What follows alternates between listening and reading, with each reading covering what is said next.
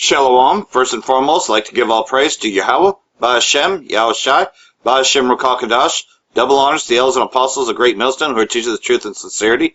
And a shout out to Yakim that's out there in four quarters of the earth proclaiming this truth. Braka the Yahweh, Braka the Yahushai, Ba'Hashem Rukakadash, Braka Dam. So, taking a look here, over the weekend, as you know, Arnold Schwarzenegger was attacked on Saturday, but he's not pressing charges according to this report here.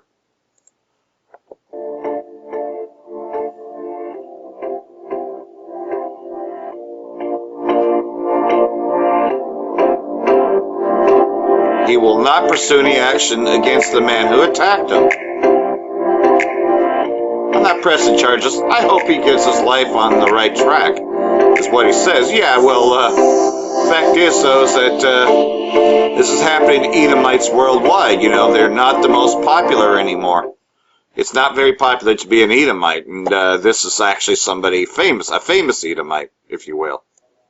And speaking of the Most High, being against this place, Babylon the Great especially, but against all Edomites, this is another event that took place, another crash landing, so it's a nomen omen that the Most High hates you fucking red Hebrew Edomites. Check this one out. This happened in Honduras.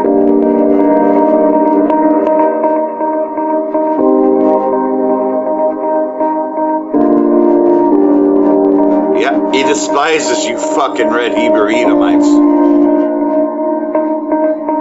At least your flock is drawing you out into this war. Especially with what Donald J. Trump just tweeted, which we'll get into that in a bit. So, here you go, man. I'm at the port of Trujillo.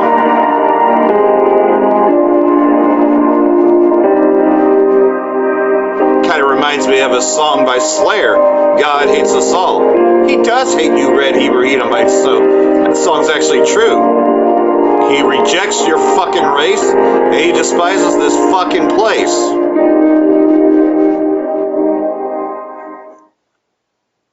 And this system that you put your faith and trust in, and that you would die to protect, you know, aka you red Hebrew Edomites that trusted in your government, this is what's coming around you. And you 2/3 that are joined unto Esau, this is your reality. Wake up. The tracking of Americans and invading their privacy and really just tracking people everywhere they go without them really knowing that this is happening is a scary thought. Some argue this is happening right now, regardless of what the headlines want to say. Reminds me of the movie Eagle Eye, where they could tap into every camera everywhere and follow you literally everywhere. I find it interesting as well that they show you that in 24 cities, as well. The big tech city of San Francisco just dropped a law banning this exact same thing. We were asking, why would they do that? It's a good move, a good measure, but do they see something coming? Well, here we go in no time with more information coming out that select cities that they're not naming are going to go ahead with this plan to incorporate this program, because this is what it all comes back to. It comes to certain programs that are used with these camera systems to track people. That's all it's needed. It just needs to be compatible. All the cameras at Walmart, they're compatible. All these ball cameras that you see up everywhere, they're compatible. And as I've talked about before in other videos, they run a program that watches everybody go in and out of the door, and it scans their faces, and it lets them know who's coming and going. And if there's somebody that's supposed to be banned from the store, they can catch them that way. Not to mention that every bit of that could be filtered or handed over to agencies that are just tracking everything. And Walmart doesn't even have to know it. There could be another body above them watching all this, and they're oblivious to it. That's how Eagle Eye worked, tapped into everything, and no one could stop it. Yeah, you could say the Terminator, too. Wanted to make mention of this once again. They're talking about Skynet. Facial recognition, surveillance, and tracking. That's why they have Real ID coming to now. A city near you. I'll leave a link below so you guys can read up on this. Make sure to follow me on Twitter for more. And also, check me out on DLive. Which you know as well as I do, he goes to these alternative places because, of course, they censor everything on YouTube now. So, the mark of the beast is not the RFID. Got this video clip from GMS Baltimore Works, so let's just check it out. You know, to all those that deny that the mark of the beast is the RFID. I want to give all the praises and the honor to Yahweh Ba'Shem, Yahweh Shah Ba'Shem, Rakak Wadash. Double honors to the apostles and the elders of Great Millstone. Shalom Al-Baqayim to the elect. I want to do a very, very short video. I was just noticing when it was, went to get gas the last time, and it was unusual. Normally you stick your card in and you swipe, and now they're geared towards that chip, man. And I'm getting ready to show you. This is the Verifone, and you take your card and it read it just that fast, man. So what do you think is next?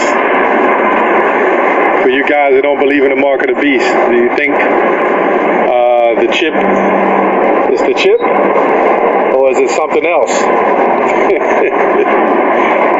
Because clearly, if this was a chip in your hand, all you would have to do is literally swipe your hand across it, and it would read it.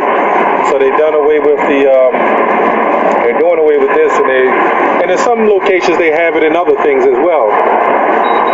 Yeah, they have it at Chase Bank now. They canceled my transaction, so I'm going to do it again. Just read your chip. Just that fast. Okay. Anyway, that's Revelations 13. Okay, the mark of the beast. That's all I have on there. Shalom. And that's what Jacob's trouble's all about, is the hour of temptation. The Most High promises that he will keep thee from the hour of temptation. That is, those of us that are on fire for this.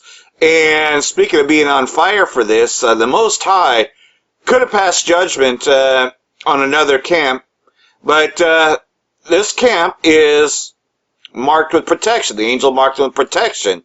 How do I know this? Well, I'll show you what had happened with the camp, which I'll forward their camp video, so that way you know what's been taught on the streets. But nonetheless, though, Most High protected them in this day and hour. They were just teaching, as most of us go out on the weekends. Some of us, like me, go out on the weekdays to teach this word. Well, you know, they know who's diligent and who's not. So check this out. And like I said, I re-upload a lot of brothers' videos if you hadn't been watching the action. But this is from Georgia, Valdosta, Georgia, and you know, this had happened. So I'm just tuning into the last 5 minutes of this camp video, man. You got to be diligent for these things, or else death and destruction will come for you. Well, death and destruction had passed them by. And so here's what was being taught just right before, you know, their testimony had went up, because they put up a testimony video not too long after they had just done camp. And, you know, I highly recommend you watch it. I'll re-loop that in this video as well. I'll play some of it and then, you know, play more of it towards the end of this, you know, as a lot of things going on. But this is something that happened yesterday. Right. The unbelievers, like, the Lord's gonna come out the thief in the night, pretty much, on you niggas that fell out, man. And you gonna court your portion with the unbelievers, man, because you never believed like the brother was saying in the first place when you was in the truth, man. Okay, you probably bullshit. You couldn't believe that to get disenchanted and to fall out. Right, having doubt. That's why you don't go to doubt, man. No matter what, yo. No matter what you're going through, man, you gotta keep that faith in your Yahweh from outside, because as soon as you doubt, man, get that disenchanted spirit, that's when the Most High gonna move upon you and take away, take your lamp out, so to speak. Yeah, put your lights out. This is verse 47. And that servant which knew not his Lord's will and prepared not himself, neither did according to his will, shall be beaten with many stripes. But he that knew not and did commit things worthy of stripes shall be beaten with few stripes. For unto whomever is given, of him shall be much required. And to whom men have committed much, of him they will ask the more. Right, so the ones that have grew the truth is going to get a worse judgment than the ones versus the ones that didn't even come into faith at all. Right, you're going to get a horrible judgment, because you know the real of Yahweh Shemel Shah. You turn your back on it, man. Turn your back because of your kids or anything. Job. Most I have your kids eat you, man. Yeah, that's right. They'll have your kids eat you during the famine, man. Since you love them so much. That's right. You know, and you love them enough to fall out and turn your back on Yahweh Shemel Shah. You love the world enough to lose faith in the Lord to stop doing as He commanded, man. Right. You know? You gotta love the Lord more than anything, man. And once you come into the truth, it's hey, you either in or you out, man. You either gonna serve the Lord in truth and sincerity and fear and trembling, or you gonna go back in the world and you allotted for destruction, man. That's right. You can't serve two masters. Can't have one foot in and one foot out, man. Yep. The Lord ain't dealing with that. That brings That's right. This ain't the hokey pokey. I believe one of the brothers asked this question. If you wasn't a part of that, would you still do the work of the Lord? Yeah, God. Yeah. Right. That brings that question. That brings that That's question. beautiful, man. That's beautiful. I just feel like if I knew I was doing your neighbor, I could still. So this was what was being taught, and that's at the 2 hours and 16 minutes and 58 seconds. That's where I pressed pause as of now. But nonetheless, so this is what was being taught, and there's so much truth in it, and their testimony is just going to back up what they just spoke here. Check this one out. And then this video came out just not very long afterwards. They were just doing camp. Live testimony, sit down. The Most High delivered us in a car accident, aka the Lord delivered us in a car accident. And I couldn't help but share this, and a lot of people may not know this about me, but I was in one a long time ago as well. But I'll, because this is important, okay? And check this out.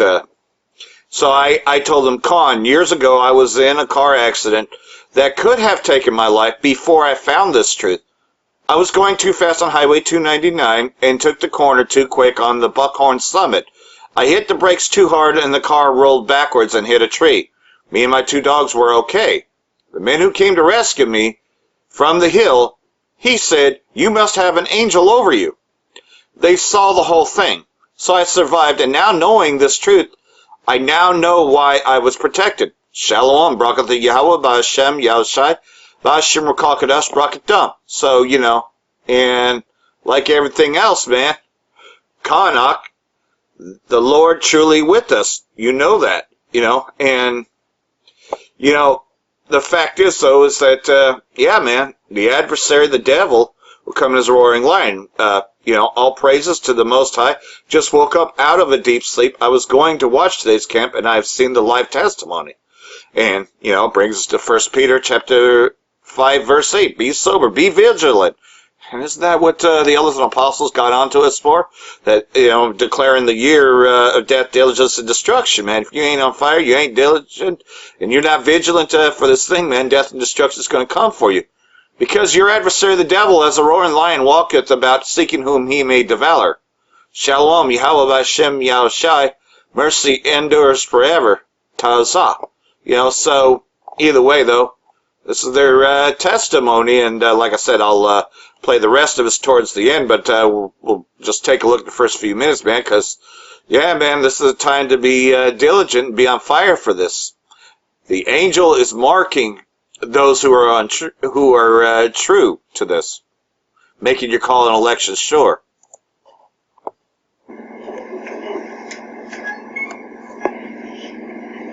Shalom. Shalom. TMS belongs to Georgia camp coming at you with another message of the Spirit God. Yahweh Shah. First and foremost, I give all praises and glorifications to Yahweh Hashem, Yahushua, Ba'ashem, Rakakadash. Come on to the apostles and elders at Great Millstone of the Well. Peace, love, and salutation to the whole full elect, like four palms of earth, preaching his word in truth and sincerity. Shalom. Shalom. We got a testimony for you brothers, man. It was three of us in the car, and we got in the wreck. Right after camp. Right after camp, man. We was going to get something to eat. And just that Edomite hit us, man. Right. Hey, my brothers is untouched, man. The leg hurt a little bit, but hey, other than that, everything is all good, man. Why? Because we was under the protection of Yahweh Shema Shah, which the scriptures tell you that. One of y'all get in Psalms, the angels encamp up about those that fear the Lord, and then Psalms 91 about the protection of the Lord. I got Psalms 34:7. Okay. This said, Psalms 34:7 says, the angel of the Lord encamp around about them that fear him and delivereth them. And delivereth them, man, because the Lord, it was a Edomite that hit us, man. We on the way to get something to eat, brothers fellowshipping at the camp. And this Edomite smacked us on the side. The car spent around and landed in the grass, but didn't go into the ditch. Right. We was right there by the ditch, so the angel of the Lord stopped the car right there in its tracks. And we was saying a prayer in the Hebrew. Yeah, prayer going. Right, we was saying the prayer. He hit us, she hit us. That's like when I was praying to the Lord before my truck flipped over. My truck had slid on black ice and flipped over. I was praying to the Lord, man. Snapping, praying to the Lord. And then a few minutes later down the line, my truck flipped over, but the Lord protected me, man. I ain't get fucked up. Hey, why? Because we do the work of Yahweh Shema Shah. We believe in the Lord, man. We please him. When a man's way please the Lord, Salah, he making his enemy to be Salah. I was thinking about another scripture. The Lord will make a way for you to escape. I'm thinking about Corinthians. Right. The Lord tempt you, put you through a temptation, will make a way for you to escape. Yeah. Roughly paraphrasing the scripture. Oh, yeah, I ain't got that. You can hit it again. Yeah, no, this is Psalms 34:7. The angel of the Lord, Yahweh, encamp around about them that fear him and deliver them. And the angel is with us, man. The angel of the Lord is with us. The scriptures say when two or more are gathered in my name, there I am in the midst. And then we wasn't bullshitting around. We was praying in the Hebrew, man.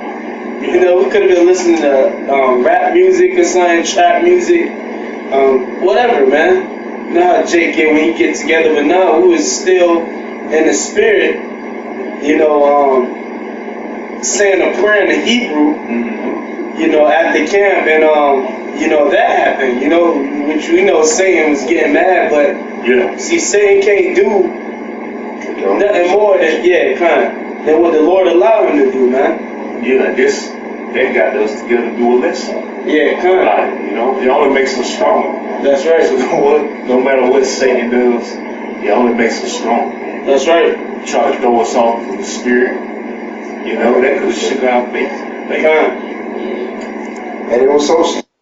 And that's just it, though, is it only makes us stronger. Like I said, the first thing that man said to me, upon that is the angel must be looking out for you, because he saw the whole accident. Again, Highway 299 is very steep slopes. It's a very windy road, especially the Buckhorn Summit.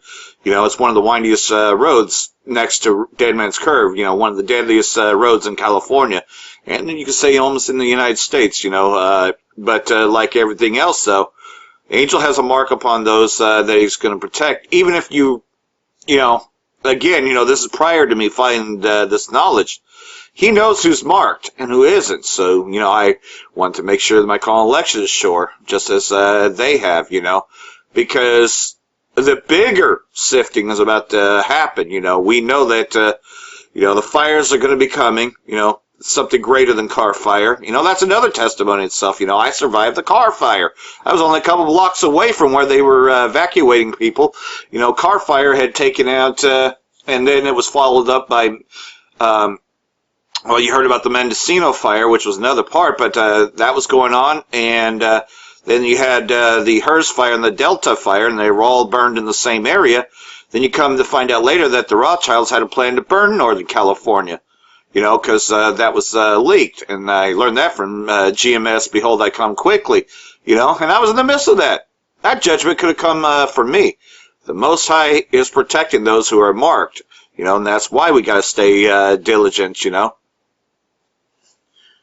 While others are getting jacked up, you know, judgment is happening, man, you know, and it's because of shit like this. This is what Christianity is, you know, drag queens. You know, it's kind of funny. I saw a Dolly Parton concert years ago, and she was doing her song Jolie, and then she talked about how, you know, which she had done the LA show, and then she had done one up here in the northern area, Sacramento. She had said this, that she's seen a drag queen come up, you know, and imitate her, dressed like Dolly Parton, and she said, I almost wanted to change the words to the song Jolene. Drag queen, drag queen, drag queen. Please don't take my man. You know, that's how folly this Christianity is, man. You know, because God loves everybody, you know. And let's face it, the image of Caesar Borgia is a homosexual anyways, when you get into the history of Caesar Borgia. Durham found a unique way to oppose a decision by leaders of the United Methodist Church and support members of the Triangle's LGBTQ community. CBS 17's Zach Dahlheimer shows us how they came together to spread their message. It's loud, it's celebratory. People packed Calvary United Methodist Church in Durham Saturday. They called it Drag Me to Church. It brings such good and positive energy. Chris Agaranos is the church's pastor and is behind all members. I told them as their pastor that I love them and that I'm committed to them. After United Methodist Church leaders decided to uphold a ban on same-sex marriage and ordaining LGBTQ clergy. Our voice of resistance to that is to be a space of celebration that holds space for everybody, that loves and affirms everybody. It's a church that helped save my life. How many of you have never been to a drag show? David Prater shares that same message, emceeing a family-friendly drag show and silent auction at the church, opposing the decision while supporting the Durham Church's LGBTQ youth group, Inside Out 180. I've made a bunch of friends here, and it's really helped with my mental health. Gus Savara is a member of Inside Out 180. I think it's a good way to promote diversity, and it's also a form of like peaceful protest in a way. It's not about being apart from, it's about being a part of. Organizers say they hope to continue events like this, standing up for all. In Durham, Zach Dahlheimer, CBS 17 News. Organizers tell us today's event raised $5,000 for Inside Out 180. So this is why it's called Sodom and Egypt spiritually. Do I need to say any more? Nah, but you see why the Most High is jacking up this place, why you fucking Edomites are dying. Oh wait, there's more. And this is what I gotta say to fucking goddamn Sodom and Egypt, man. He will not be marked. This never was one nation under God. Had it been, our Constitution would not have been written by Freemasons. Roughly paraphrasing, that of which was said when Obamacare had passed at the House of Representatives. It's a famous quotation. Actually, that came from another goddamn Edomite, man, who was conversed to say it. But, man, you know, you fucking homos and all that, man, you know, this happened in Brazil, but nonetheless, those Edomites, helicopter crashes during wedding ceremony with the bride on board. So what was it they were doing before the flood came? They were eating, drinking, giving in marriage. Well, isn't that what Sodom and Egypt's about? Check this out. But yeah, here's your wedding ceremony.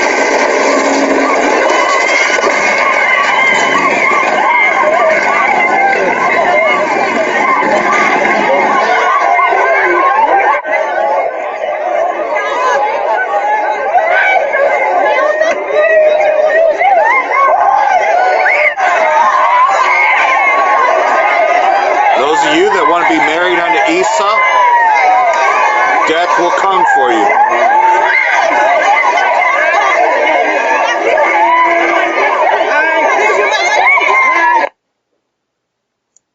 Make no mistake about it, death is coming for the 2/3, and you know, and that was tribe of Asher, you know, Brazil. We know that's the tribe of Asher, so we also got this happening because we know Venezuela is a testing ground for what's about to pop off over here in Babylon the Great. According to a report by Reuters, on Friday, angry drivers waited in line for hours in towns across Venezuela as fuel shortages worsened in the South American nation following a plunge in gasoline imports and a stoppage at the nation's second-largest oil refinery. Venezuelans have reportedly been struggling with inflation and widespread shortages of basic goods amid a painful 5-year recession. Reuters reports that tough U.S. sanctions on the energy sector have dramatically cut crude oil exports and left President Nicolas Maduro's government struggling to import fuel. And this is another snippet from the pro-Syrian TV channels, because we're going to get into Syria in just a minute here.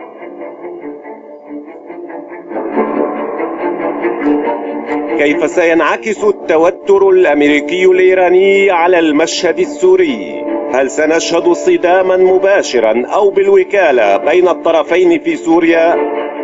ما أوراق كلتا الدولتين في الساحة السورية؟ وهل من دور خفي لإسرائيل في كل تلك التطورات؟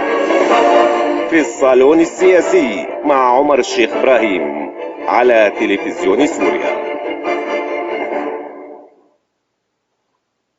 So let's just get into Syria before we get into the biggest rumor war, which is more than just a rumor war. It's a war that will happen, as we know what Donald Trump tweeted, and I'm going to read that in just a bit. But pretty much, though, what's happened is, well, I'll just read it. This is from the Syrian Arab News Agency. You know, the pro-Syrian government channels that have been taken down from YouTube because them fucking fake-ass Jews, the Amalekites, are censoring what you know. Syrian Arab Army responds to terrorists breaches, foils their attack on safe areas in Hama countryside, which is, you know, pretty much Hama is like the main area in the Idlib province. The Syrian Arab Army units responded with artillery and missile strikes to terrorist breaches of de-escalation zone agreement, destroying a number of their hideouts in villages and towns of Al-Araba and Al-Zakha, Hasra, and Al-Latima. Syrian Arab News Agency reporters said that the army units operating in Hama northern countryside on Monday engaged in violent clashes with Jabhat al-Nusra terrorists and thwarted their attack on safe areas in the direction of Al-Hamayya. So, are these peaceful protests? You know, because Bashar al-Assad is supposed to be this cruel bastard, right? Nah, man, we know who the bastards are. It's that bitch America and Benjamin not a Jew. And, of course, that other bitch, Saudi Arabia. Syrian Arab News Agency reporters said that the army units operating in Hama northern countryside on Monday engaged in violent clashes with Jabhat al-Nusra terrorists. You remember the so-called Free Syrian Army, which now Gomer's protecting them, and thwarted their attack on safe areas in the direction of Al-Hamayya.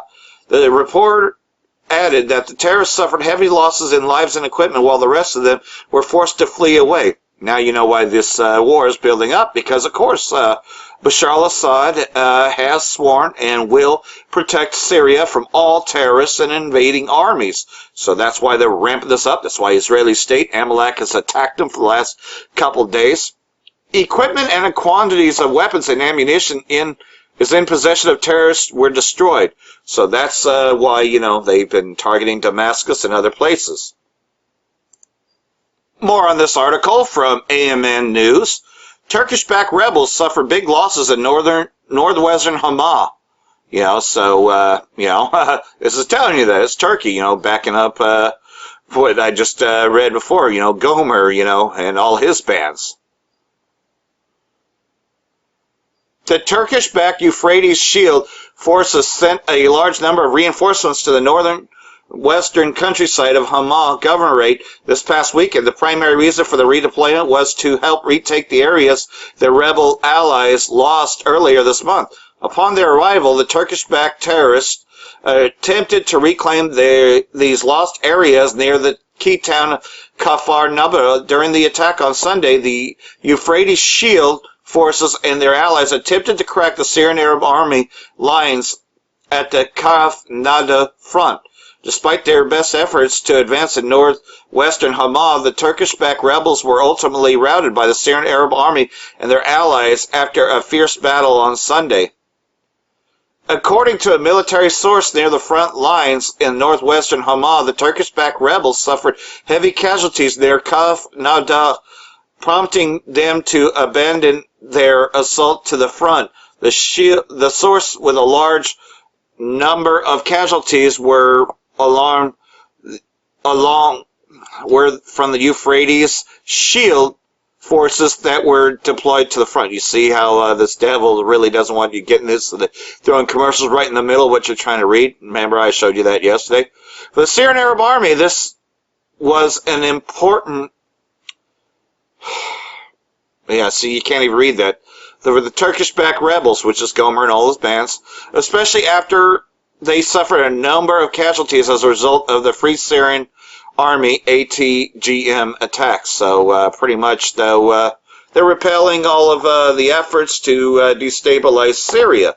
You know, and that's why Benjamin Not a Jew, which is the flip side of Amalek, you know, the main side of Amalek, because Amalek is split into many of these places that hide under the name Arab, which means mixed race, you know, because that's how the Khazarian Empire was split. Most channels that are pro-Syrian government are going to be in Arabic, like Orient News and this one. So, sorry if the tongue is in Arabic, that's the only language I can get it in. And this devil is fucking freezing it. God damn it.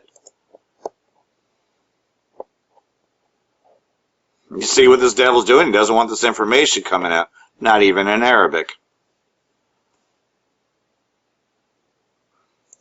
العديد من المهاجرين إلى ممر جليغم قادمين من مخيم الركبان في البادية السورية، حيث كانت تحتجزهم قوات الاحتلال الأمريكي ومرتزقته لأكثر من 4 سنوات.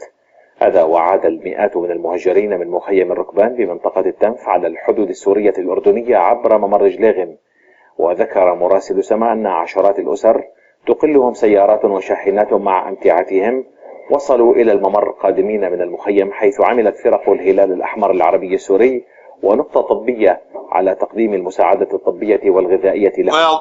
We don't have to speak the language to realize what's going on here, you know. You can see, though, that this is the Syrian Arab Army returning refugees back into their land. You know, the buses, you know, coming to, you know, returning them to whatever's left, you know, fleeing these areas that they have recovered from the terrorists, you know, and return them back to where they once were. You know, because these have been ISIS-controlled areas, which have been around for quite a while, because that's what, you know, the idea was, is to destabilize Syria. But now Syria is regaining ground, so you can best believe that they're going to continue to falsify evidence. But not only all that's going on in Syria, but you got Trump, you know, ramping this thing up, you know, saying that he's going to demolish Iran. Check this out. And like I said before, AMN is a pretty good site, but the only problem is it's loaded with commercials, so we'll just have to work around it. Trump threatens to end Iran if war breaks out. I mean, that's a pretty bold statement, because at least their flock, Benjamin Not a Jew, Amalek, is drawing him into this war that's, you know, going to eventually end with Babylon the Great being destroyed. I'll try to fix this a little bit. I don't know about you, but I hate pop-up ads. I mean, anyhow, U.S. President Donald Trump tweeted on Sunday that if Iran wants a war, America will end the Persian Gulf nation. I must also give credit to Men of Valor West Coast for actually being the first to report on this. Trump tweeted, if Iran wants to fight, that will be the official end of Iran. Never threaten the United States again. Yeah, but we know that America will be destroyed. It appears the U.S. president is following the statements of the Islamic Revolutionary Guard Corps, IRGC, very closely, as many of their commanders have openly warned the Trump administration about threatening Iran. So you see how, you know, he's trying to provoke them into a war. Despite the back and forth jabs, both sides appear to be involved in a phony war. The military buildup only seeks to force one side into conceding to the other demands. So, pretty much, and this thing's going to escalate. So I'm actually going to flip over to the brother that brought this first. Slovak, I couldn't find the video, but he was the first to actually report about the Trump tweets. But nonetheless, though, I have this video as well. And so we're just going to look at it because he was the first to bring this information forth about the U.S. Embassy being attacked in Baghdad. That also happened, you know, because they want America out of fucking Iraq, too. So check this one out. Give all praise to Yahweh Hashem Yahushai. Double honors to make it life is true. The day Yahushai should rise first. Double honors to the elders and apostles that told me the truth. The elders and house of David, 144,000 elect. And 1/3 men, women, and children. And are part of the elect, it is like foreigners that are scattered. And in four corners of the earth, confusion of faces. Speaking in different tongues. Meaning different languages where Israel was scattered. And basically just wanted to bring this out. That you just had recently that the U.S. told the government workers to get out of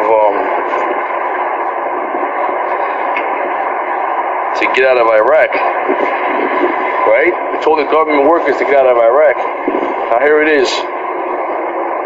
They told the government workers to get out of Iraq, and then look what happens. Baghdad just got hit. The U.S. Embassy just got hit. Baghdad, which is the capital of Iraq. And they basically just said to take that all the government workers to get out because in fear of violence and kidnappings. And now you just got breaking news that there was an attack on the U.S. Embassy out there. Under attack. This is breaking news. I got this a couple of minutes ago.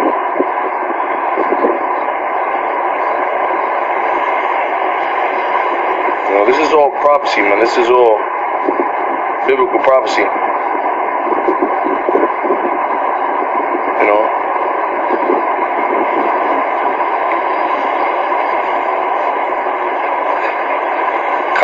Katyusha rocket falls near U.S. Embassy in central Baghdad. No injuries. How you doing, man? Rocket attack hits near U.S. Embassy in Baghdad's green zone. Rocket hits Baghdad's green zone. Rocket explodes near U.S. Embassy in Baghdad. Hey, that's the times we're living in. And here it is. The U.S. just told the government workers to leave. I even heard Exxon gas station got out too because of fear of violence and kidnappings. And even more U.S. airlines are flying over the Persian Gulf. You know, we at the time of war, man. Lord is a man of war. Exodus 15:3. The Middle East over there is on fire. The Middle East is on fire right now.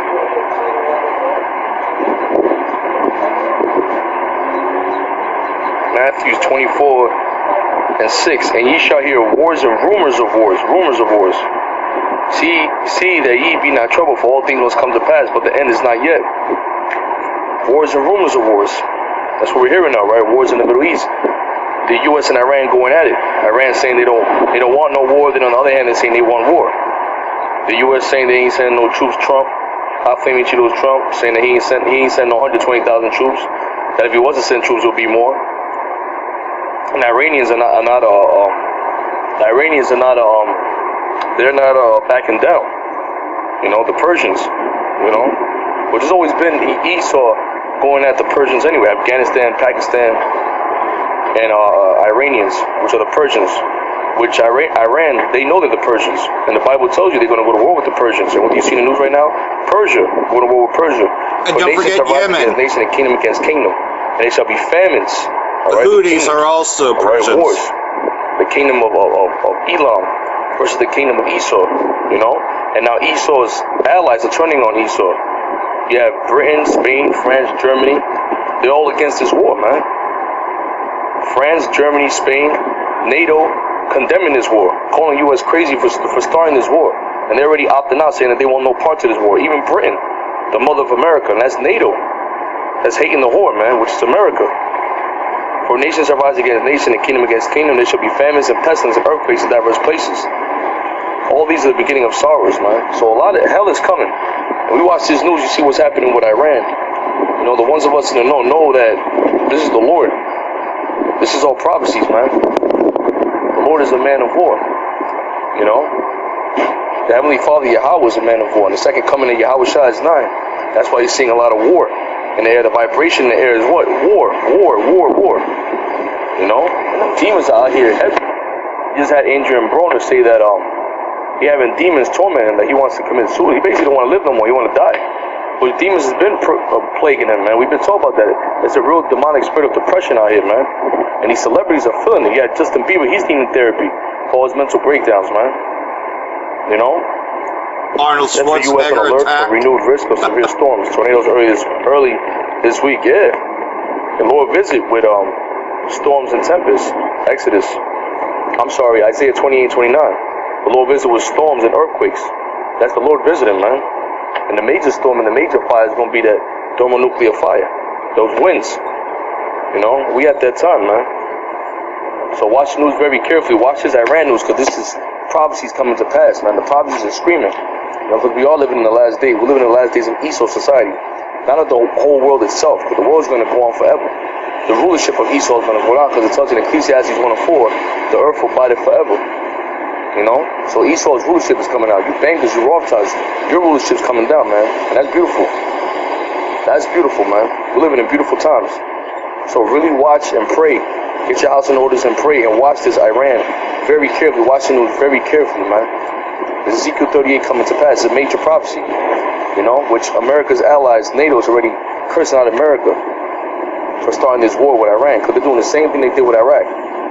And Iraq wants nothing to do with this too, man. They want nothing to do with this, man, because all the U.S. soldiers are in Iraq, you know. So this thing is going to blow up, man. This is all biblical prophecy. So the U.S. is going to go to war with Iran, but guess what? The Magog and Gog, Russia is going to get involved, man.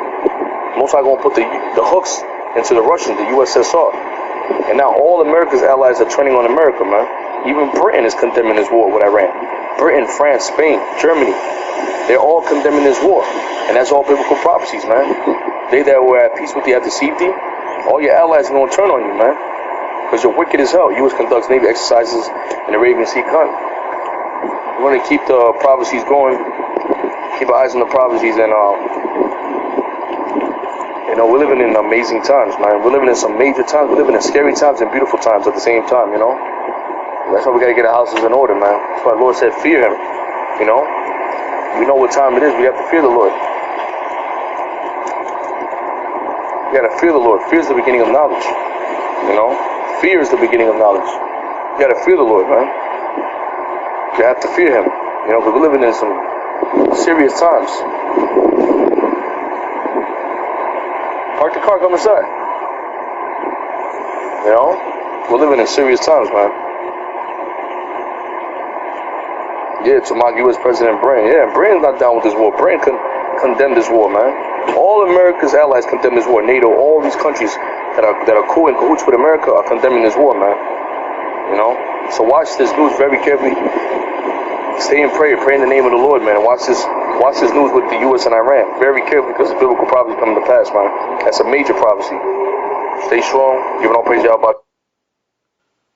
Slovak, it was actually, believe it or not, it was that brought this information about the threat. This actually came from Buffalo Camp, GMS Great Waters 3, who brought the, you know, this, and it's everywhere now, but I mean, this is where it pretty much has come out, man.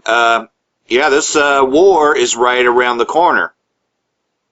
And if that's right around the corner, then you know Jacob's trouble is, and I already showed you what was going on with Venezuela, you know, being the testing ground, the fuel pump, and we're, you know, here in California, it's just about $4 a gallon, and that's not even talking about Chevron. You know, so the gas prices are going up, and and you know that there's more and more layoffs. Shalom, giving all praise, honor, and glory to Yahweh, Bahashem, Yahweh Shai, Bahashem, Rakakodash. Double honor to our apostles and elders of Great Millstone that rule well. And as always, I want to give a sincere shalom to the house of David, the elect. All right, I'm the brother Zion. And as you brothers can see, I have it dialed up on the screen, and this is a tweet from Donald J. Trump, okay, the president of the so-called United States, all right, the president of Babylon the Great. And it says, and this is actually a tweet that he tweeted, it says, if Iran wants to fight, that will be the official end of Iran. Never threaten the United States again. Okay, and this is nothing more than wars and rumors of wars as the scriptures speak about, okay, in Matthew's the 24th chapter. But what I want to bring out about this tweet is that Iran, okay, is backed by Russia, okay, and that's why Iran has the spirit on them to be bold, all right, and you know, they have the spirit of war, okay, because they know that they do have nuclear capabilities, okay. They may not have the nuclear capabilities that the United States has. They may not have the weaponry that the United States has, but guess what? They're backed by the United States' biggest enemy, okay, which is Russia. Iran is backed by Russia, okay? So Iran is going to continue to boast, okay? And if you know Bible prophecy, okay, according to the Holy Bible, according to the Holy Scriptures, all right, America's going to be destroyed anyway in the Third World War. That's biblical prophecy, okay? So we don't give a damn how many of you proud-ass Edomites, okay? You Edomites in America who have that American Babylonian pride, okay? We don't care about, you know, your weapons, man, all right? And when I say we, I'm talking about the men of the Lord. All right. Now, you know, I'm not taking sides here as far as Iran and the United States, because Yahweh Shai is going to crush all these armies anyway. You know, Yahweh Shai is going to crush all these armies, man. But according to the Bible, like I said, America's going to be destroyed, man. So you everyday Edomites, you Americans who think that your sword, you know, your sword is going to save you. All right, that's not going to happen, man. Okay, but America will be destroyed in the Third World War. Now, going back to what I was saying, Iran is backed by Russia. So as soon as the United States decides that they want to go into Iran and so-called invade Iran, then Russia's going to step in. And that's going to be World War III right there, man. Okay? And the closer we see these prophecies come to pass, the closer we know that we're at the end, man. All right? Now, all these nations are going to shoot missiles on America. All right? That's biblical prophecy. The scriptures say that they shall hate the whore, which the whore is America, okay? The whore that sitteth upon many waters, in the book of Revelation, I believe the 17th chapter. All right? That they shall hate the whore and shoot Salakia. It says they shall hate the whore and burn her with fire, and eat her flesh and burn her with fire. And that's going to come from those nukes. Okay? I've been doing a lot of videos on these nukes lately. All right? That's been the spirit that the Most High has placed upon me. Because you actually got Israelites out there that's saying that they're not biblical. Which the Most High he's going to deal with those guys, man. Okay? It's common knowledge that nuclear missiles are very, very, they exist. All right? So what I want to do is I'm going to get this precept. Let me read this one more time. All right? This is from the the president of Babylon the Great. All right, Donald J. Trump. If Iran wants to fight, that will be the official end of Iran. Never threaten the United States again. But if you notice, Donald J. Trump, he doesn't have that same energy towards Russia, man. You know, he doesn't have that same energy towards the Russians. All right, the modern day Medes. All right, you know why? Because that's your number one enemy, man. All right, and the Russians and Vladimir Putin, they not playing around, man. They ain't playing with you devils over here, man. All right, but the men of the Lord, we out here to bring this heat and prophesy, man. All right, that's what the Most High set us up to do. This is the book of Habakkuk, chapter 2, and verse 2. It says, and the Lord answered me and said, write the vision and make it plain upon tables, that he may run that readeth it. For the vision is yet for an appointed time, but at the end it shall speak and not lie. Though it tarry, wait for it, because it will surely come, it will not tarry. So it says, but at the end it shall speak and not lie. Alright? And when you see tweets like this, okay, in the streets, alright, those will be fighting words, man. Alright, if you've been in the streets, if you ever been in the streets or you grew up, in the hood, so to speak, these will be fighting words, alright? Because like I said, Russia is basically like a big brother to Iran, Just like the United States backs up Israel, just like the United States gives aid to Israel, okay? Just like the United States supports Israel, alright?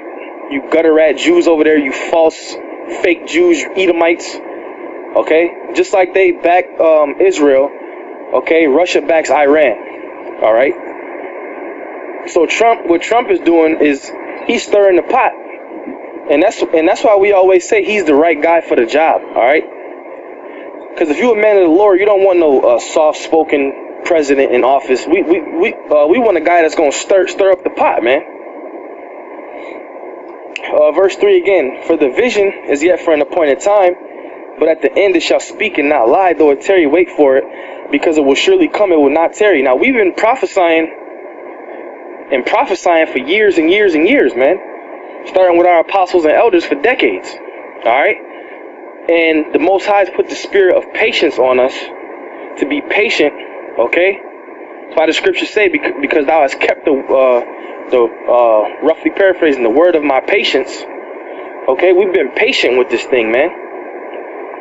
So we got to continue to be patient. But guess what? Now, it's speaking, man. Oh, it's speaking, all right?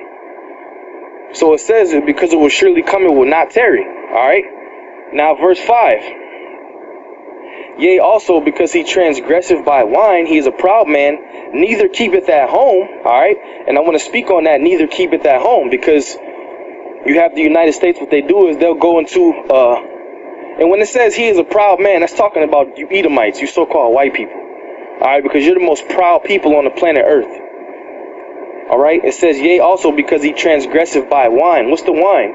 The wine is his philosophies, his lies, alright? His lies, man, his philosophies, okay? Everything that he stands for. It says he is a proud man. Because why? Because these devils, what they do is, they try to police the whole world, man. They have military bases and garrisons set up in other people's lands. Okay, now if another nation wanted to set up a garrison over here in America or a military base in America, you devils wouldn't go for that, but you can do that to other people's land. Okay, that's why it says neither keep it at home, because you don't worry about your own land, man. You don't worry about your own business in your own land, and that's why America's falling apart now. All right.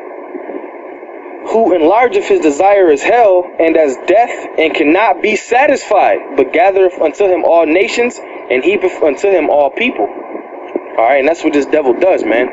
But not to get off topic, alright, I just wanted to do a little commentary on this tweet. As soon as America decides that they want to go into Iran or invade Iran, alright, Russia's going to step in instantly, okay? Quick. Alright? Expeditiously. Alright? And that's going to be World War III, man. And Yahweh Shai is going to come scoop his elect. Alright?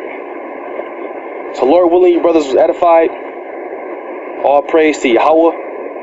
Bahashim Yahweh Shai. Bahashim Rakakwadash. Double honor to our apostles and elders once again. And to the next lesson, I'll say Shalom. Shalom, Brother Zion. And, well, that just, leads me to this last little bits here, because we know that World War III is right around the corner. And this is directly from Press TV, that station that won't allow, that they won't allow on YouTube because, they show certain things that they don't want getting out, kind of like Assange, they don't want this truth getting out. Remember, they detained Press TV reporter as well over here, pretty much held hostage, because you can call it a hostage situation, because that's what it was. Benjamin, not a Jew, to blame for U.S. warmongering against Iran, American officials have declared. So there's Benjamin, not a Jew. Israeli State Prime Minister Benjamin, not a Jew, is behind the U.S. administration's continued hostility towards Iran and the recent flare-up tensions between two sides, according to a number of American political figures and analysts. Ben Rose, an advisor to the administration of former U.S. President Barack Obama, was quoted as saying the Jerusalem Post that Bibi was one of those pushing to confront Iran. Last week, U.S. Democratic presidential candidate Tulsi Gabbard also blasted Saudi Arabia, Benjamin, not a Jew, and Al-Qaeda for promoting war with the Islamic Republic.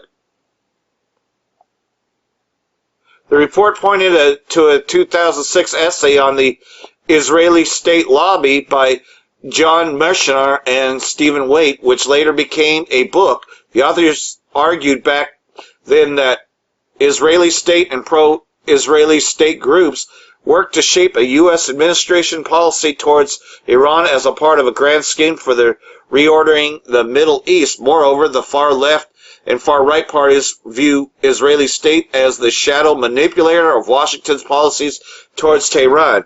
Who wants this war with Iran? American political commentator Patrick Buchanan, official website, asked on Friday. Answer: Secretary of State Mike Pompeo and National Security Advisor Fuck Bolton and Benjamin, not a Jew, and Saudi Crown Prince Mohammed. So, the U.S. far right also blamed Israeli state for Trump's policies, and yet that's at least their flock blocking them out. You know, John mentioned this, with one website claiming that Bibi Satan Yahoo, that's a good one, Satan Yahoo, is pushing for a war with Iran, and you know that this is going to lead to America being destroyed.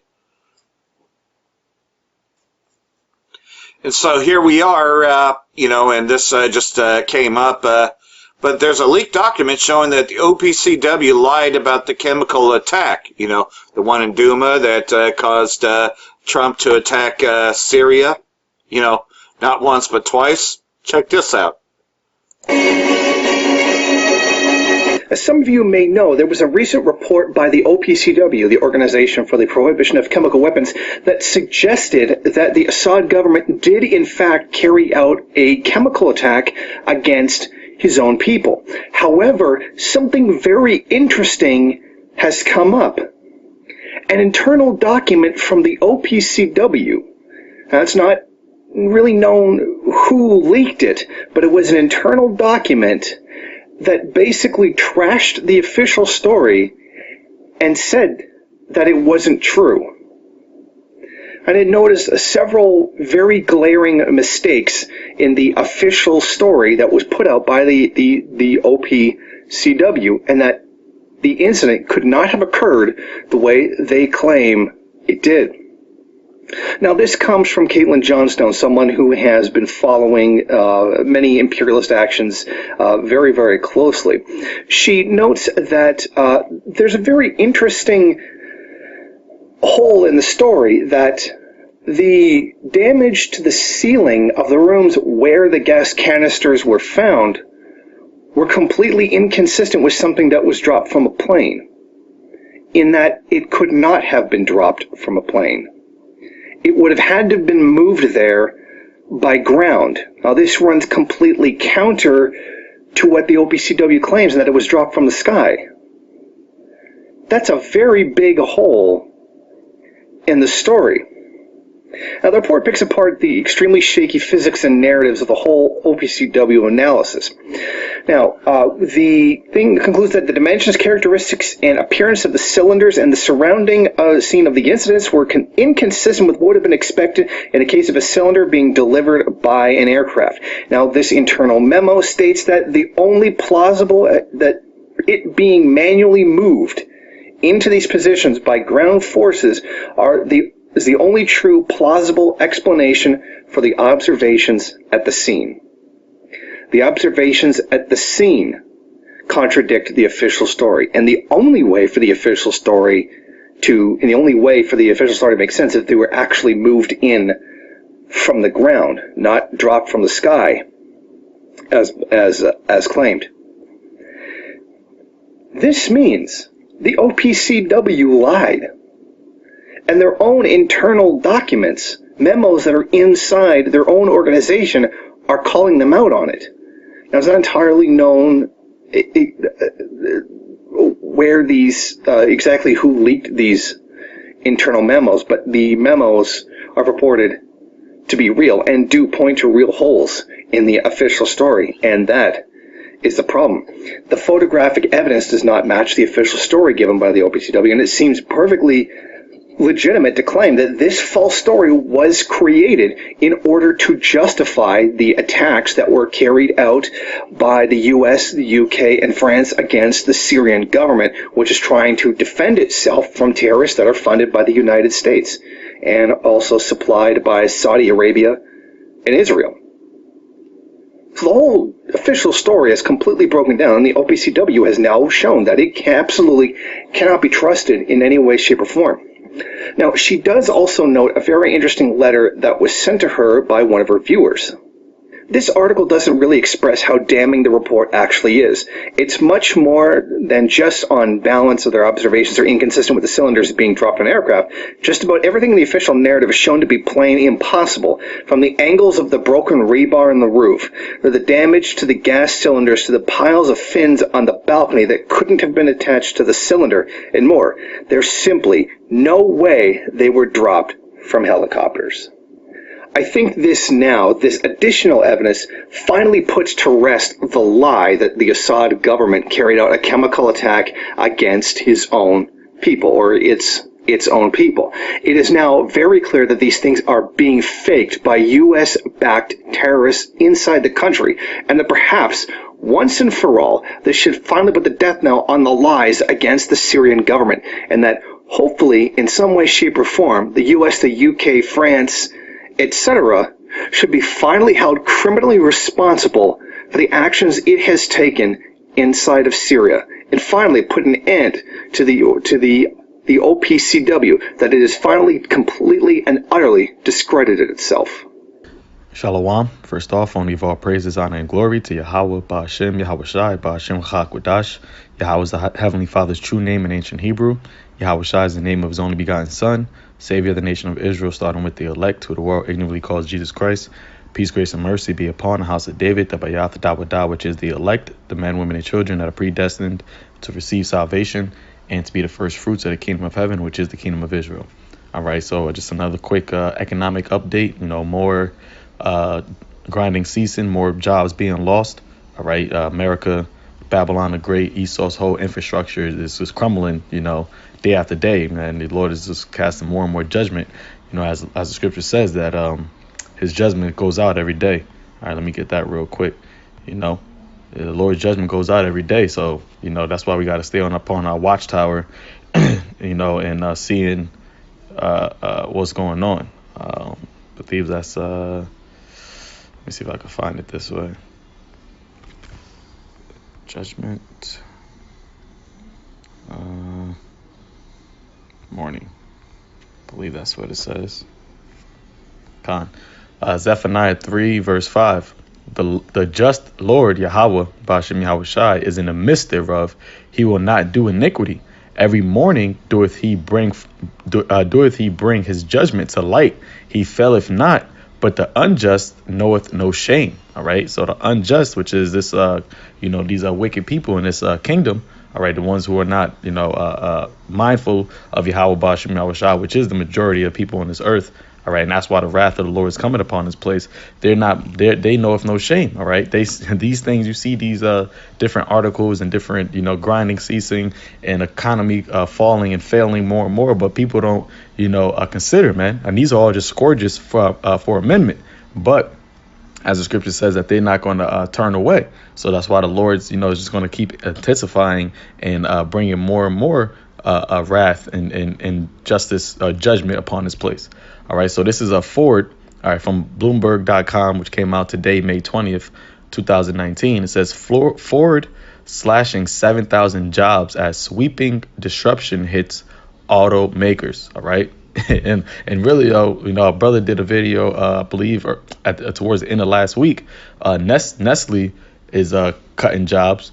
So all these different corporations and big name corporations, they're just cutting more and more jobs, man. So how are you gonna say make America great again, or how are you gonna say, this kingdom will last, where people are losing jobs left and right, man? All right, the economy is weakening day after day. All right, and once that dollar collapse, once all these people be out of jobs, you're gonna have what? Race riots. You're gonna have civil riots, class riots. All right, more and more iniquity. Is going to abound, man. People are going to wax more and cold because they're not going to have no way to feed themselves, man. So the scriptures goes into, how because of lack of bread, people are going to ransack their neighbors, all right? Because of what? People are not working, man.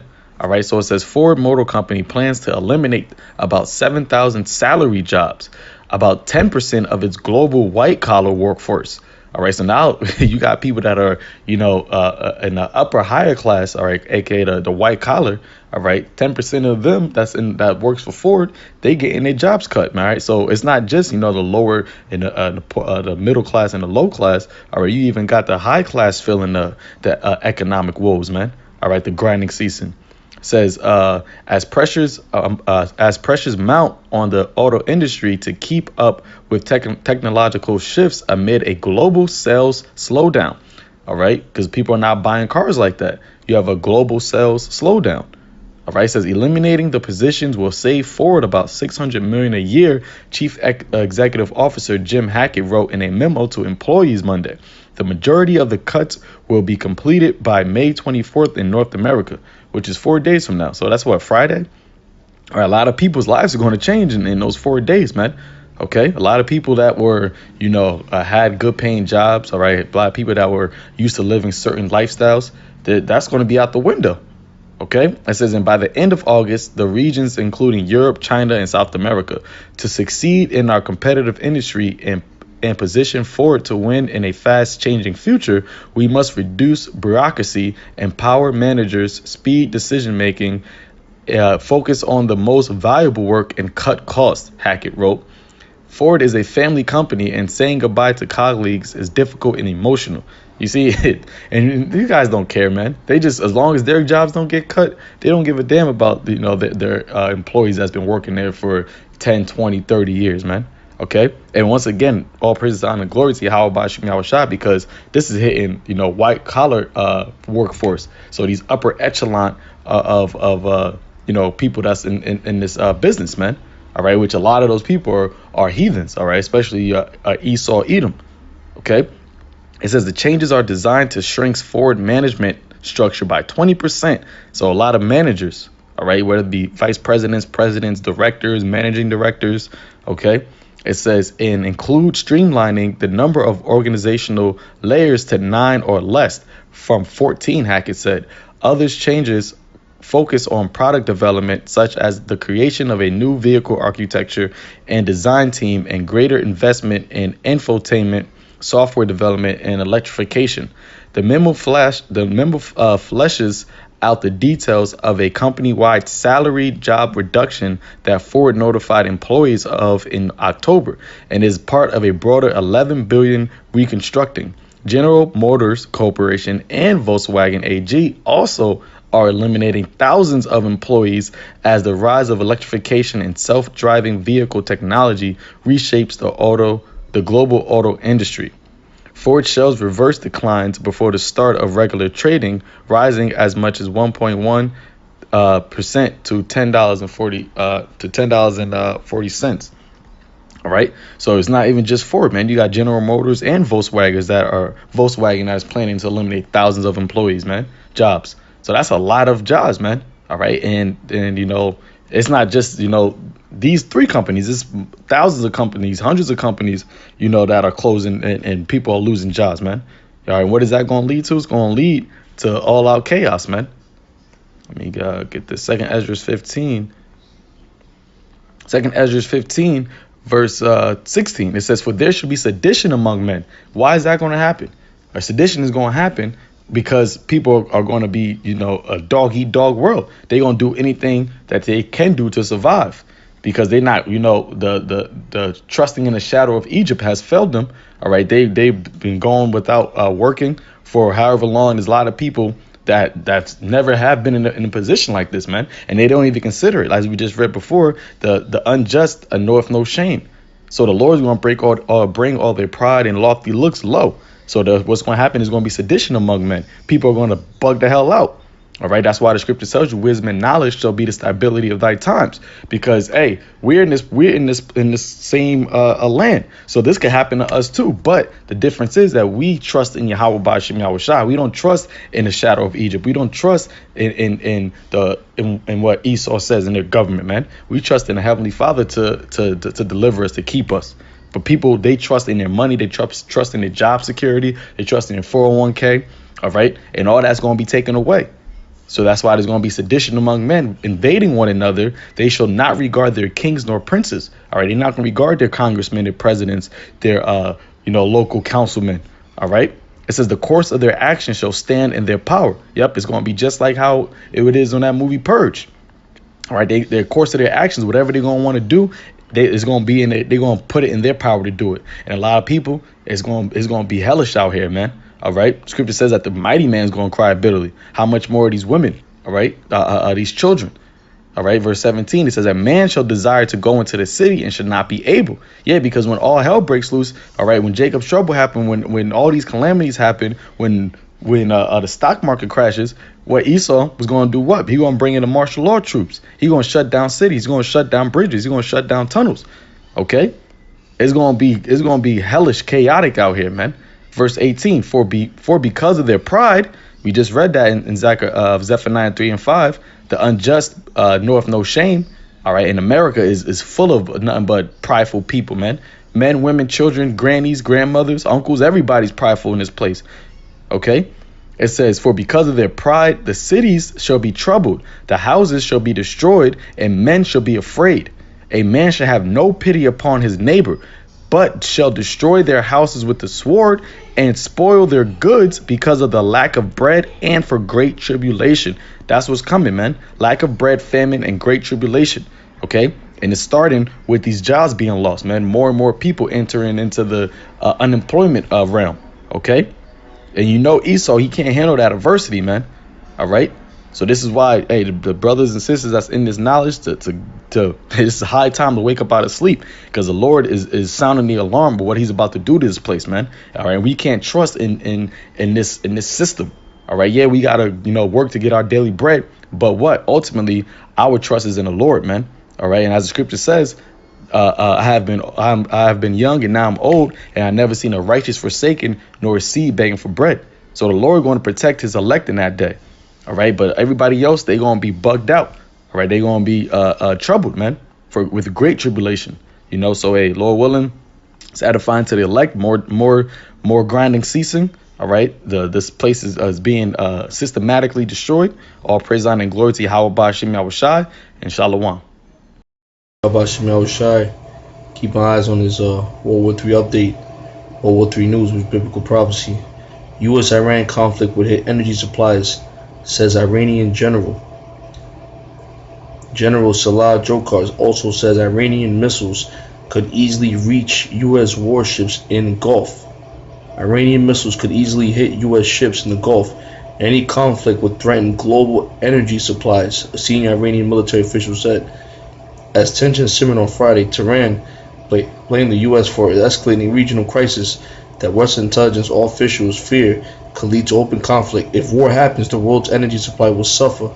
General Salah Jokar, deputy commander of the Revolutionary Guard, said on Friday. He added, Iran's short-range missiles can easily reach present U.S. warships in Gulf. Iranian military leaders say the Trump administration maximum pressure approach, which includes crippling sanctions on Tehran's economy and an unilateral pullout from a nuclear deal, has forced an inevitable reaction. Been saying we're at war already. These sanctions is war. These sanctions is war, man. This is Ezekiel 38 coming to pass. You have Spain, Britain, France, Germany all condemning this war. Britain condemning this war. They're not with the U.S., and that's the beast hating the whore. This is all biblical prophecy coming to pass, screaming. Keep your eyes on the news, man. You watchmen watching the news and warn the sheep. Shalom. Shalom. First, I'd like to give all praises, honor, and glory to Yahweh, Ba'ashem Yahushai, Ba'ashem Rakakwadash. I'd like to give double honors to my apostles and elders of Great Millstone that do rule well. Peace and salutations to the elect, the hopeful elect in the 1/3, pushing us 100% truth across the four winds so we can seal the elect and make it to the kingdom. All right, I came across this article, all through the spirit and power of Yahweh, Ba'ashem Yahushai. All right, and pretty much it's going into prophecy. All right, and that's what we're to be doing. We're to be watching. All right, and reporting the news back to the sheep, man. Okay, and because there will become a time when this exact phrase is going to run through your head, man. It says, "You've been warned." All right, you've been warned. Widespread U.S. face surveillance is imminent reality. Okay, inevitable, meaning it's going to happen. Though it tarry, wait for it shall surely come, man, says Tech Privacy Report. And what is this going into? This is going into biometric technology, man. All right? So you're going to be able to be tracked wherever you go, okay? And Esau is going to have it to where, not only can you be as a dot on a screen tracked, but they can track you literally, all right, everywhere, okay? And a movie that comes to mind, which through the spirit I actually just saw, was Eagle Eye. Okay, and what does Esau like to do? He likes to give you breadcrumbs. Okay, he likes to his whole New World Order. All right, his whole New World Order plan is to drop breadcrumbs. All right, to lead up to the major event, and this is why it says you've been warned, because you've seen it in movies, you've seen it on television. You've seen it in commercials. You've seen it in cross seas, and now you're gonna see it in your own backyards. Okay, and why is that? Because hey man, this is Esau's plan. Esau is attempting a new world order, man, and he's setting his pieces in play. Okay, and we're gonna read a little bit of article. All right, but real quick, let me get this. This is Psalms 37. In 32, it says, "The wicked watcheth the righteous and seeketh to slay him," man. All right, the wicked watcheth the righteous, and they watch you on your phones, they watch you on your TVs, all right, they watch you on all devices known to man. Okay, they track your location. All right, why?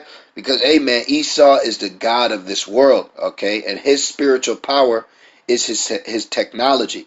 Those are his miracles, all right? When Yahushai was walking the earth, he performed miracles, healing people. Now the world is in such a carnal state of mind that your modern day miracles have to be produced through technology. And that's what Esau is doing, all right? He's flexing his muscle as the god of this world, all right? It says Georgetown researchers are warning Americans about a sophisticated real-time face surveillance system that's about to become an imminent reality.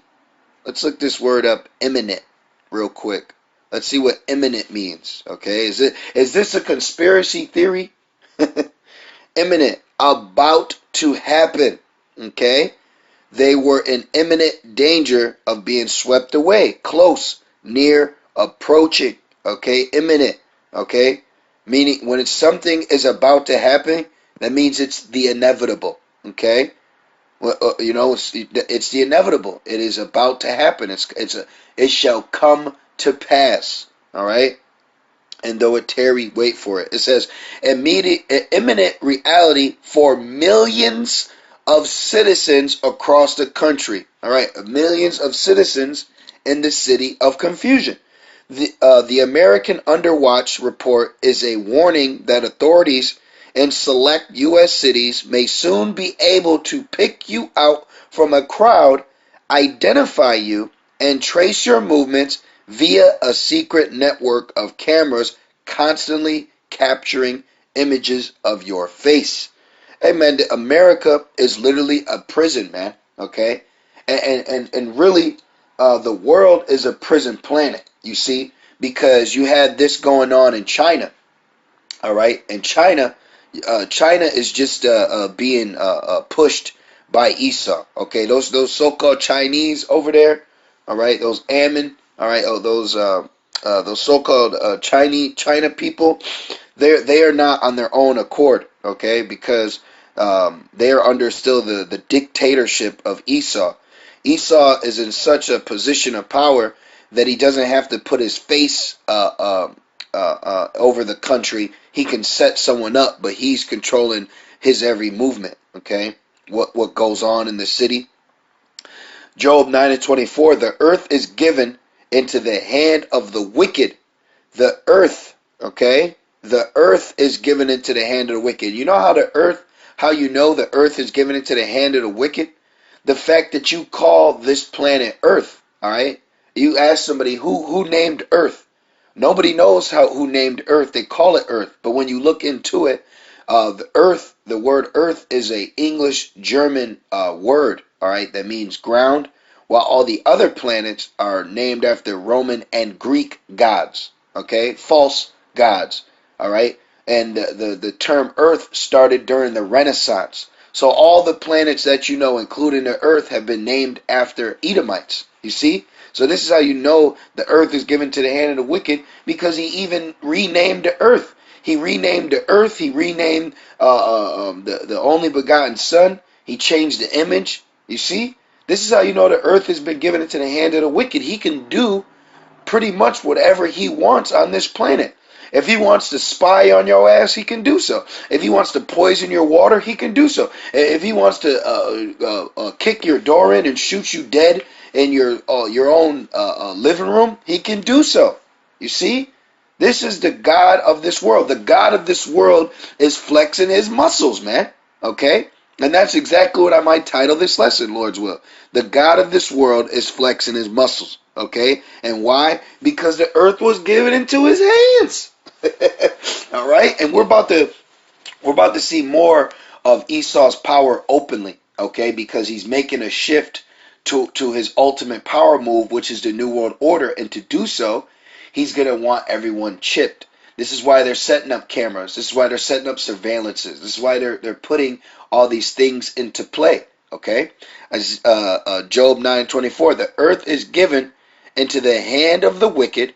He covereth the faces of the judges thereof. If not, where and who is he? Right? If it's not the so-called white man, then who is it? Okay? Who is it then?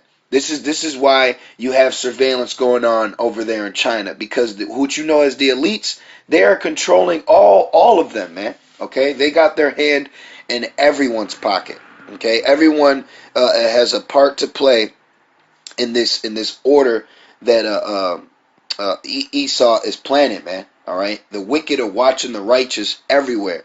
Okay, let's read a little bit more because there was something that came up. It says the report claims both Detroit and Chicago purchased software from a South Carolina company, DataWorks Plus, that gives police the ability to scan live video from cameras located at businesses, health clinics, schools, and apartment buildings. Both cities say they are not currently using the technology, so they have cameras everywhere. All right, so mean you have no privacy. And why wouldn't you? Because Esau is trying to have the abilities of the Most High. And let's get that real quick. You see, Esau is about to flex, man. Okay, he's you know when somebody takes their hand and they crack their knuckles, they intertwine their fingers. He's about to flex on your ass, man. This is Proverbs 15:3. Proverbs 15:3. The eyes of the Lord are in every place, beholding the evil and the good. But you got Esau through his technology, all right? He's portraying his eyes in every place, so-called beholding the evil and the good. But that's not to stop crime. That's to keep your ass on lock and key, man. Okay? He wants everyone under his control, man. Okay? He's trying to control you with his media. He's trying to control you with his spells through TV, through programming, through his channels. All right, he's trying to control you with manipulation of the media, you see? But now he physically wants to control you, man. Like you're a video game. Look at that movie Gamer. All right, there's a movie Gamer with Gerald Butler, where they have an implant in them, and then they're controlled, via analog stick or whatever, and then it's watched all throughout on drones, television, and cameras, and then it's shown to the world, and people place bets on it. Man, it was a real life Call of Duty. All right, literally, it was a real life Call of Duty. But you, instead of controlling a video game character, you actually controlled a human being. You see, because that's the God of this world, and I gotta get that since the Spirit keeps having me bring that out, just to prove, all right, Esau is the God of this world, and he's looked at as a God. People look at him as a God. People envy him. People worship him. People pray to him. You see, people look at Esau as a God. Okay, this is look at the image of who you call Jesus. You see, the things of that nature. You see, people look at the so-called white man and woman as a God, as a heavenly being. Let me get this scripture real quick. Let me see if I can put it in. I know it's in Corinthians. Let's see, God of this world. I think it's first in Corinthians 4, but I could be mistaken. So let's see how this search works. 12 results. Let's get that off. Let's take that off. Jeez. There it is. It's 2 Corinthians 4 and 4. 2 Corinthians 4 and 4, it says, you know what? I'll start at 1. It says, therefore, seeing we have the ministry, as we have received mercy, we faint not. Right. We have received mercy, so we do not faint. All right. We trust in Yahweh Shemel Shai. Because, hey, going into this topic, this is real heavy, man. Because with the God of this world flexing his muscle, he's about to come down hard on this place, man. All right. He's about to come down hard on this place, man. Okay. The people of this planet are gonna be completely shake. All right, when Esau comes down, man. Okay, let me get that in the book of Revelations real quick. All right, this is Revelations. Revelations. Let's go to that. Let's get Revelations 2 real quick. Bear with me, brothers. I'm just trying to get 2 precepts in one. This is Revelations 2. And Revelations 2 and 10. Let me just snag that real quick. Okay, this Revelations 2 and 10. It says, fear none of those things which thou shalt suffer. Behold, the devil shall cast some of you into prison, that ye may be tried. Ye shall have tribulation 10 days. Be thou faithful unto death, and I will give thee a crown of life. Right, man. The devil knows he has but a short time, man. Okay, so he's gonna start flexing his muscle. All right, he's gonna be flexing his muscle harder than ever. Okay, I knew it was Rev 12 and 12. Let me grab that one too, because that's the one I wanted. But that's what he's ultimately gonna do. What is he using this technology for? So he can rope your ass, man. So he can cast you into prison. You see, this is why you can't faint. And that's what we just read in Revelations 2 and 10. All right, faint not, man. Fear none of those things which thou shalt suffer, for the devil shall cast you into prison. This is why he's getting his surveillance ready, man. So you won't be able to run or hide, man. He's gonna have thermal technology. All right, he's gonna be able to he's got equipment where he can track you off your heartbeat, track you from your RFID chip, track you from your body heat. Okay, many ways he's going to be able to get you, man. So you will not be able to hide. You see? But why? Because he's the God of this world. But that's only for a short season. Okay? He's only the power of this world for a short time, man. Okay?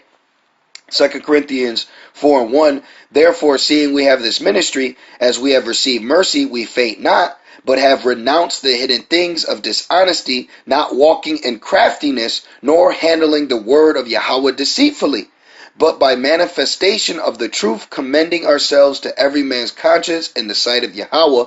But if our gospel be hid, it is hid to them that are lost, right? Because this gospel is hid to all Israel, except if you're the elect, man. Meaning you will not receive it unless you have been set up as the elect all right, of the 1/3, and of the within the 1/3, 144,000, because there is a elect within an elect. So 2/3 of this gospel, all right, that's being this gospel that's being preached, 2/3 of the nation of Israel, it will be hid from, because they will still be constantly stuck under the spell and hypnotism of the God of this world, who is Esau. But if our gospel be hid, it is hid to them that are lost, in whom the God of this world has blinded the minds of them which believe not. How has the God of this world blinded their minds? Through his witchcraft, through his deceit, through his technology, through his miracles. You see?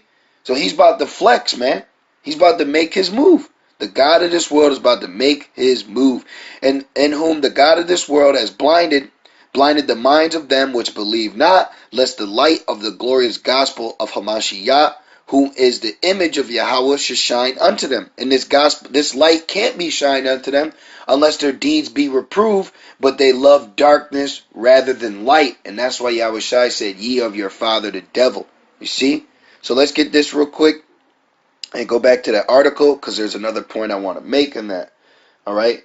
So, hey, we can't fear these, man. Just like how we just read in Rev 2 and 10, all right, which I'm actually going to read it again just to reiterate it. Revelations 2 and 10.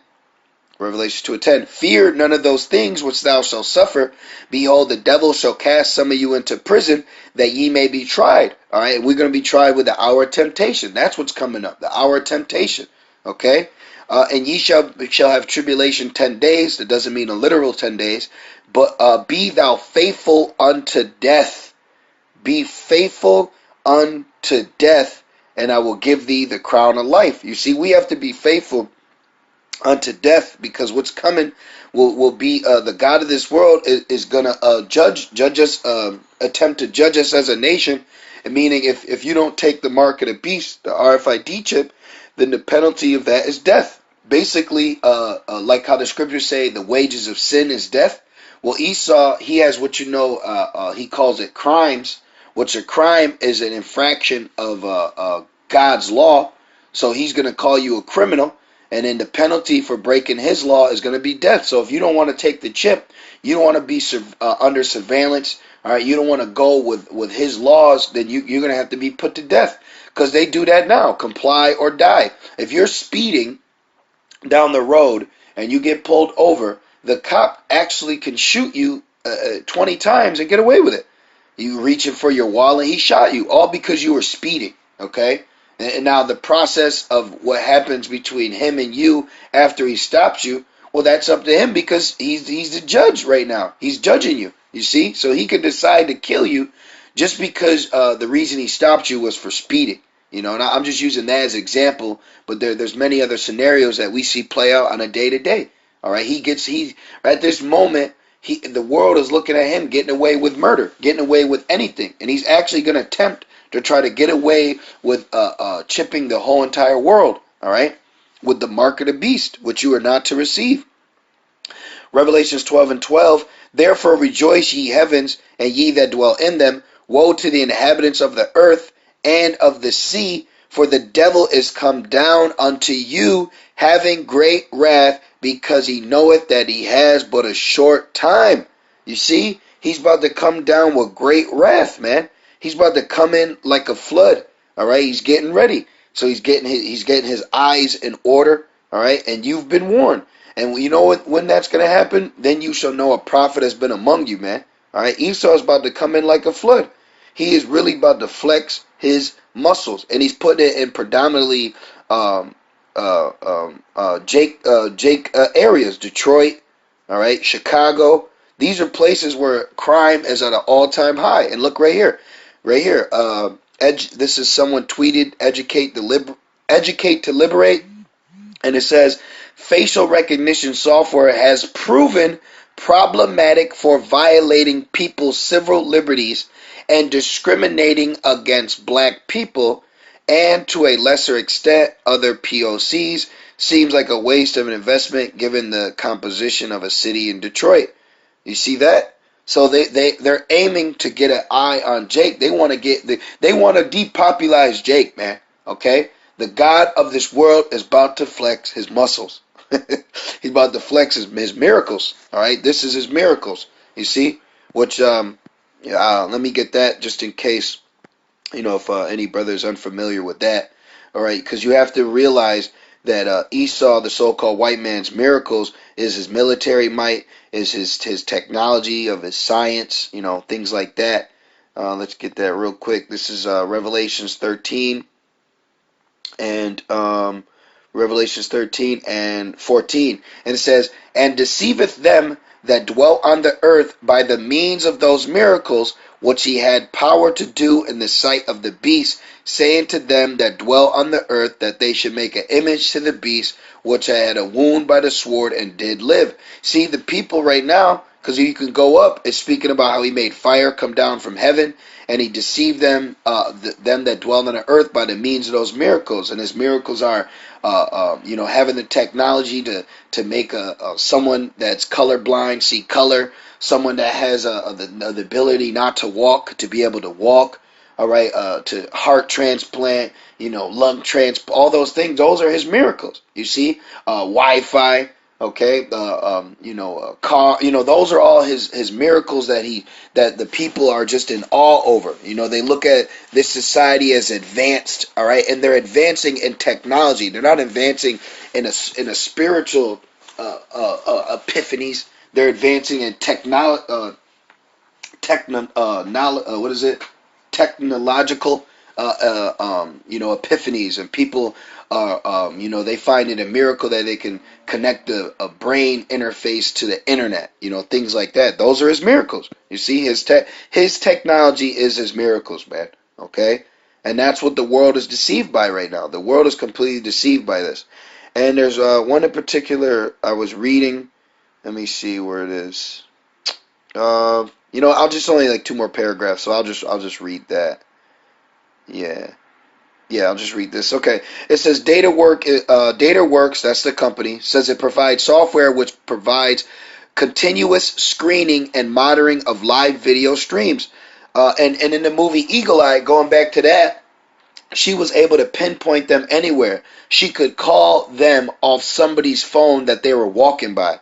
So all of a sudden somebody's walking and they're on the phone and they disrupted the line, and he grabbed the phone and he starts talking to her. They could listen to a conversation off the vibration of the noise coming from the coffee. Like if somebody was talking in the room, and you're speaking, they could record the sound waves that were bouncing off the liquid, the coffee, and decipher. So there was nowhere you could run or hide in this movie to escape. And come to find out, what was doing it was a program that they set up by the military. Okay, it was a system. Okay, it was a system. Okay, the beast system. Okay, you are witnessing the system of the beast. And soon this system is going to make a mark.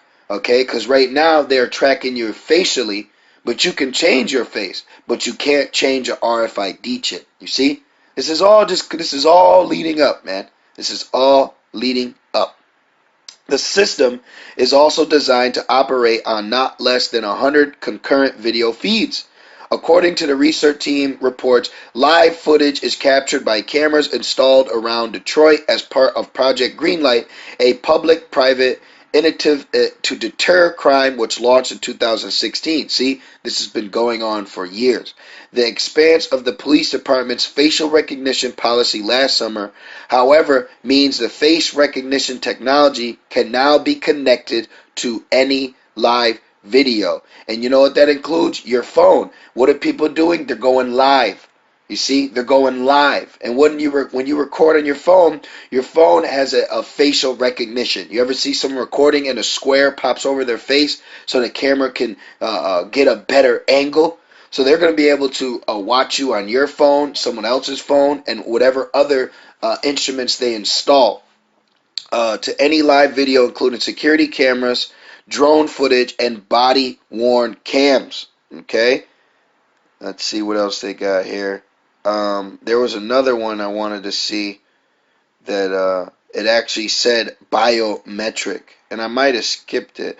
Illinois, meanwhile, is a host of one of the most advanced. Illinois, meanwhile, is host to one of the most advanced biometric surveillance systems. Biometric. Let's click that. Let's see what comes up for that. Biometric. What's biometric? RFID chip technology. Mark of the beast technology. Look at that. Biometric is a technical term of body measurements and calculation. See that? Biometrics. Okay? Biometric identification. You see? Now let's put biometric just to prove this is all leading into the RFID chip, the mark of the beast. Biometric. Let's put biometric RFID chip. You see? A brave new world use a biometric identifiers and RFID chips in workplace causes a stir. Can the RFID chip be removed? You see? The devil knows he has but a short time. He's about to flex his muscles on your ass, man. National ID cards, RFID chips. You see? Mark of the beast. This is what it's coming down to. All these advanced cameras are going to lead to be able to scan your RFID chip in your body. That is why it has a biometric surveillance. You see? So let's read that little line. All right. Where are we at here? Read that real quick. And that's pretty much the lesson, man. Okay? God of this world is about to flex his muscles. Illinois, meanwhile, is the host to one of the most advanced biometric surveillance systems. Oh, hold on. Biometric systems in the country. The report claims adding the Chicago Police Department, CPD, and the Chicago Transport Authority have had face surveillance capabilities since at least 2016, and that's what they're telling you, okay? And that's what they're telling you. And now, since we're in Revelations 13, which this is all prophecy, so you know, even though it's line upon line, here a little, there a little, you know, in some instances you can almost look at this as a timeline, okay? And we just read about the miracles. So now, after the miracles came, they made an image, and then boom, from the miracles, they made a mark. All right, and that mark is the mark of the beast, which through those miracles will be able to trace that mark. You see, through his technology, he would trace the mark. Revelations 13 and 16, and he causes all, both small and great, rich and poor, free and bond, to receive a mark in their right hand or in their foreheads, and that no man might buy or sell, save he that had the mark or the name of the beast or the number of his name. You see that? So, hey, it's coming down to the point where Esau is about to flex his muscle, man. Okay? The God of this world is about to make his move, so he's setting up the stages right here in America. Okay? And just like it says, which I got one more to end it off. All right, just like it says in this article, you've been warned. All right, and you know what? You have been warned. Okay? I'm going to end it on this. This is the book of Isaiah. I believe it's 33. Excuse me, Isaiah 33. Is it 30? Excuse me, 31. Where the hell is it? Isaiah 30, 30 and 33. Isaiah, that's not it. And it shall come to pass when all these things. Oh, what am I in Ezekiel? Let me get that. Jeez Louise. This is the book of, this is a book of, Slacky, I was in the wrong book. Ezekiel 33 and 33. And when it come to pass, lo, it will come, then they shall know that a prophet has been among them. You see? Then you shall know a prophet has been among you. And why? Just like they're telling you. You've been warned. Okay? You've been warned. All right, so Lord's will, you brothers are edified through the Spirit as I was, and I just want to say, call halal, Yahweh Ba'Shem Yahushai, Ba'Shem Rakakwadash. With that being said, Shalom.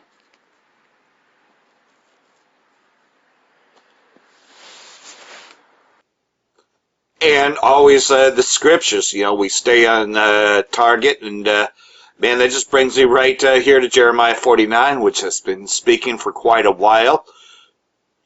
Jeremiah chapter 49, verse 7, concerning Edom, thus saith the Most High of Hosts, is wisdom no more in Teman? Is counsel perished from the prudent? Is their wisdom vanished? Thus, nobody believes them anymore. They have no credibilities whatsoever, no matter what institutions there is, whether it be OPCW or, the Joint Chiefs of Staff, all these places, as they try to bullshit you into believing things, nobody believes them anymore.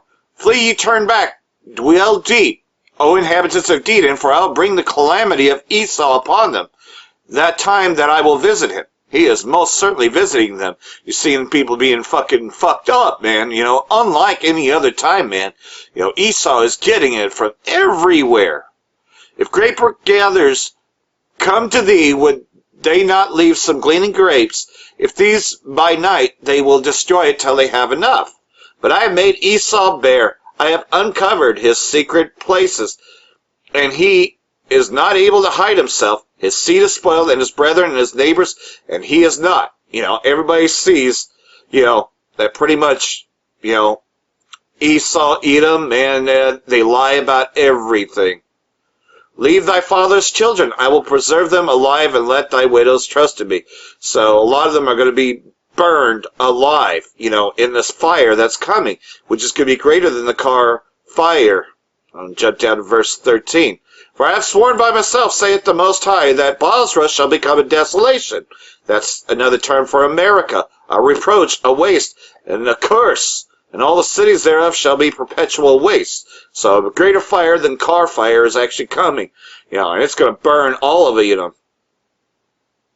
Verse 17. Also Edom shall be a desolation. Every one that goeth by it shall be astonished and hiss at all the plagues, as in the overthrow of Sodom and Gomorrah, and the neighbor cities thereof. You just saw the LGBTQ, promoting drag ministries, pretty much drag queens and all of them in there. No man shall abide there, neither shall a son of man dwell in it. So the Most High is going to deliver us from this place. Therefore, this is verse 20, therefore hear the counsel of the Most High that he hath taken against Edom, and his purposes that he hath purposed against the inhabitants of Teman. Surely the least of their flock, which is Benjamin, not a Jew, a.k.a. Amalek, shall draw them out. Surely he shall make their inhabitants desolate with them.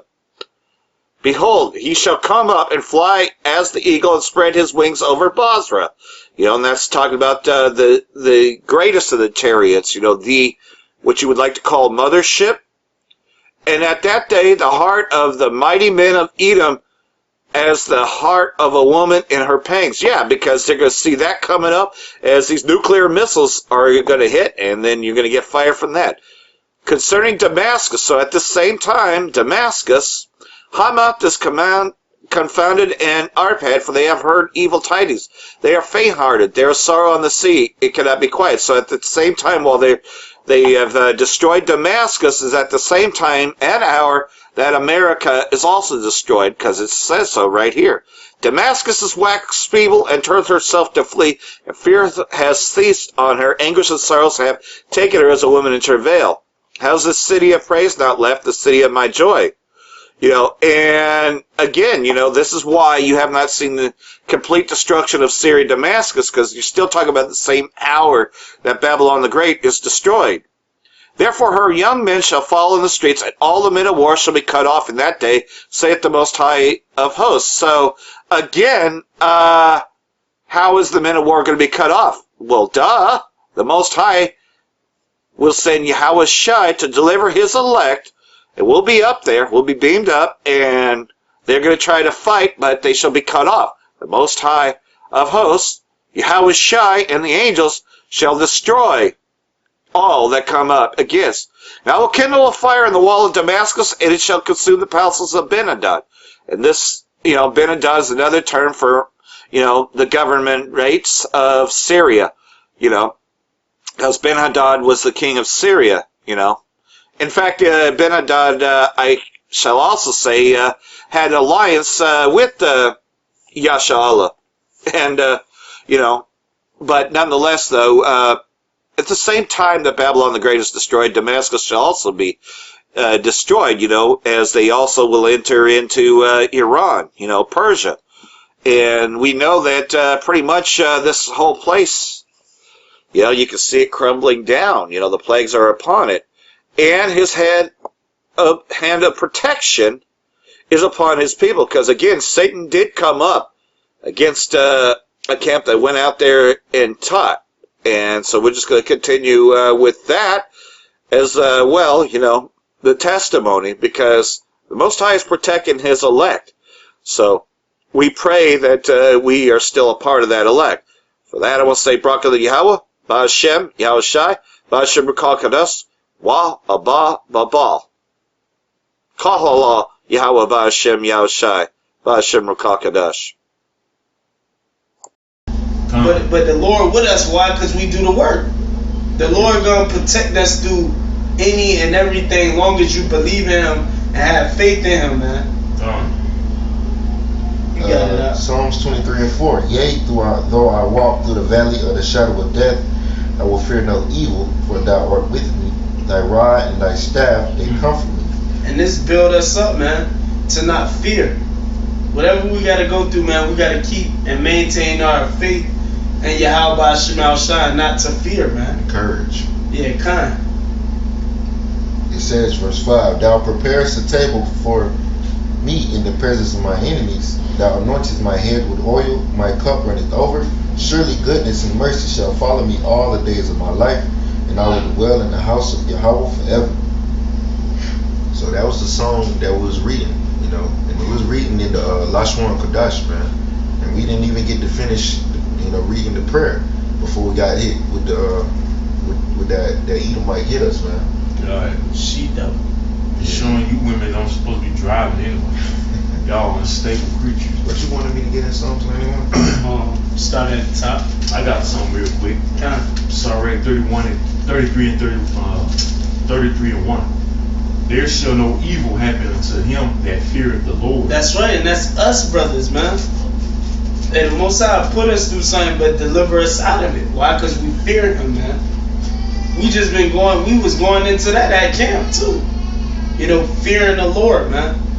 Believing in Him, not following the ways of the world because somebody might want you to do this. Pork ain't that bad. You might as well taste it. Hell nah. You gotta be a fool to eat that knowing what the Bible say. And that's that fear in us, and having that fear in us of Yahweh Shemal Shai makes it where we're protected. That's beautiful, man. We're protected in cases like that. When somebody else could have got straight up effed up, man. That's right. I'm gonna keep it PG-13. You got it out. It says, there shall no evil happen unto him that feareth the Lord, but in temptation, even again he will deliver him. Hey, the Most High deliver. Hey, I got another testimony. I went to court over some BS, and the Most High delivered me, man, because I maintained my integrity. I didn't change I didn't change nothing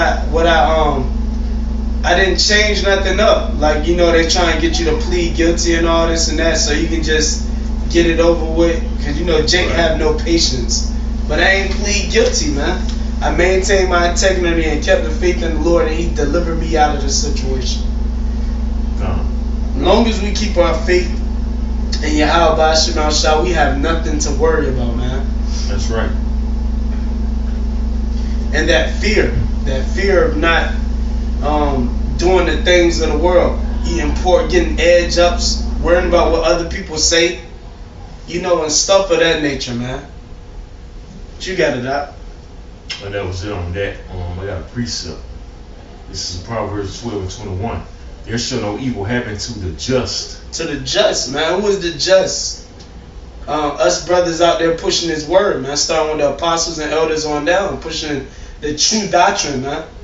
Thus saith the Lord, thus saith the Bible, Yahweh Shemal Shai. We the just in the eyes of the Lord, man. We actually make this a priority, man. Oh, we gotta make it to camp this day. Oh, we gotta do our videos a week. We gotta be as brotherly to brothers as possible, man. That's a priority we make that shows our faith. That's showing faith in Yahweh Shem Al Shai, man. Whatever the Most High put you through here, deliver you out of it, man. You got it out. It says, there shall no evil happen to the just, but the wicked shall be filled with mischief. But the wicked, hey, if that was a 2/3 that got into the accident like we did, man, Most High could have jacked his ass up, man. For real, man. If that was a 2/3. Shalom to the brothers on the comment board. Shalom, shalom. Psalms 34 and 17.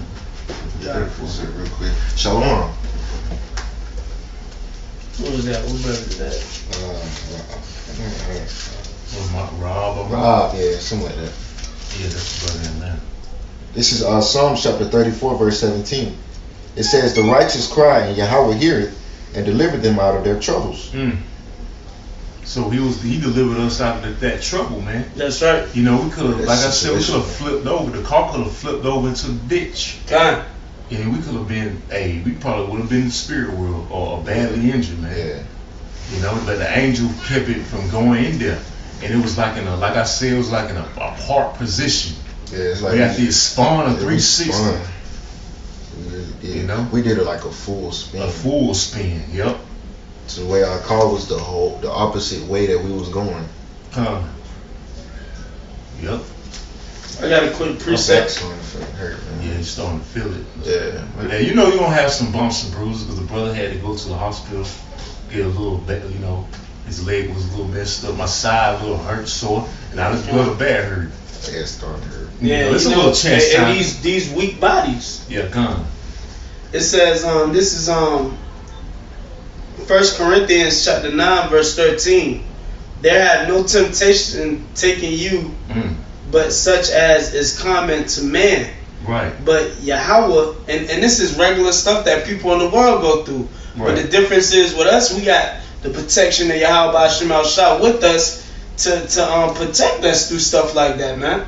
Like I said, this was a 2/3. He could have got banged up, ejaculated out the front window. Most I would have had that death angel go in, man. Yeah, come on. Ejected out. Yeah, ejected. Yeah. That's how it is to say, ejected like a damn disc. Yeah, out the damn window shield, at the front window shield. Yeah. It says,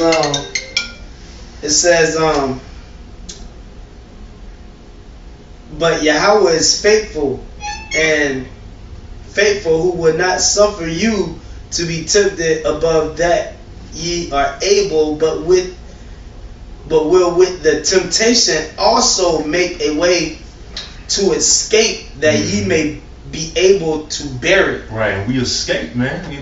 That's right. We kept our faith in Yahweh Shem Al Shai. That only, like I said, that only made us stronger, man. That's right. In the Lord, and built our faith up even more, man. And if I can say another thing, like I said earlier, man, for you brothers that ain't came back to the word yet and heard this truth, man, you better come back to Yahweh Shem Al Shai while you still have time. Because what if you was just in the world, you just rolled past the camp and said, I knew the truth, but you just weren't ready to come in, and the Most High could have had you get in that accident and be put to death. See, if we was put to death today, we know we would have had a seat on the chariot, because the dead and Yahweh Shem Al Shai shall rise first, man. We'd have like a covering. Yeah, spiritual insurance, man. That's what we invest in by doing these works, man. This is a spiritual investment we doing, man. Doing the work of the Lord. Because we ain't looking for no carnal riches, man. And none of that BS. Alright, we looking for salvation. We looking for a seat on the chariot. I got Psalms 91. This is Psalms chapter 91, verse 1. He that dwelleth in the secret place of the Most High shall abide under the shadow of the Almighty. Right, so if we in that secret place, man, if we continue to be in that secret place, which is this truth, man, we're going to abide under the protection of Yahweh Shem Al Shai, even if we have to go through situations like we did today, being in a car accident, doing a full spin, anything could have happened to us, man. But we trust in the Lord, man. This is verse 2. I will say of Yahweh, He is my refuge and my fortress, my God in whom I would trust. And we trust in the Lord, man. We don't trust in, Esau or his technology or none of his shit, man. We trust in Yahweh Bashem Al Shai, man. That's right. Because all of these things, man, today could have been our last day, man. That's right. We could have been in the spirit world with that car accident that we just experienced. And we was doing the work, man, so we wouldn't have had nothing to worry about. Right. Would have been in the spirit world, praising the Most High, man, for allowing us to, take part in this wonderful work, man. Yeah, and then who knows, we would have probably went back down and executed judgment from there. We still gonna be doing the will of the Lord. Yeah, that's right. You got a precept real quick? Yeah, I got a precept. This is Proverbs 27:1. Boast not thyself of tomorrow. Right. That's right. Because you don't know what the day is gonna bring forth, man. We didn't know. We thought in our minds that we was just gonna go to the mall and chill, get something to eat. Right. That's what we had in our minds that we was gonna do. But boom, this popped out of nowhere. It changed our whole day. Everything went out of track, man. Go with the plan, man. Yeah. Because a man's going to the way of the Lord. That's right. Who can know it? Who can know it, man? We don't know our ways, man. We don't know our paths, man. The Lord, the scripture says the Lord directs the paths of the wise, man. Or something along those lines. You got it. It says, boast not thyself of tomorrow, for thou knowest not what a day may bring forth. Right. You don't know what's gonna happen, man. We thought in our minds we were gonna do one thing, something else happened, man. Yep. Because we don't know. Because ultimately we on the Lord's time. We doing the Lord's will, and we're subject to His will, man. Whatever the Lord wanted to happen, He wanted that to happen, man, and it happened. So you don't boast of tomorrow because you don't never know what a day gonna bring forth, man. Because today could have been our last day. That's right. That's why when you hear that's why when you hear this truth, don't take it for granted, man. You better act now. Act now before it's too late. What's that scripture push off? Not day to day. Since Sirach. Sirach. I had got it earlier. Take not Sirach 5 and 7. Tear it out. You gotta bring that out. The spirit got that. Because if you take this truth for granted, man, the Most High will jack you up, man. Right. That's why we found this word. Yeah, okay. This is Sirach chapter 5 verse 7. Make no tarrying to turn to the Lord, right? Yahweh Bashem Al Shai, and put not off from day to day, right? Because you don't know what's a day gonna bring forth. Like we gonna keep reiterating, man.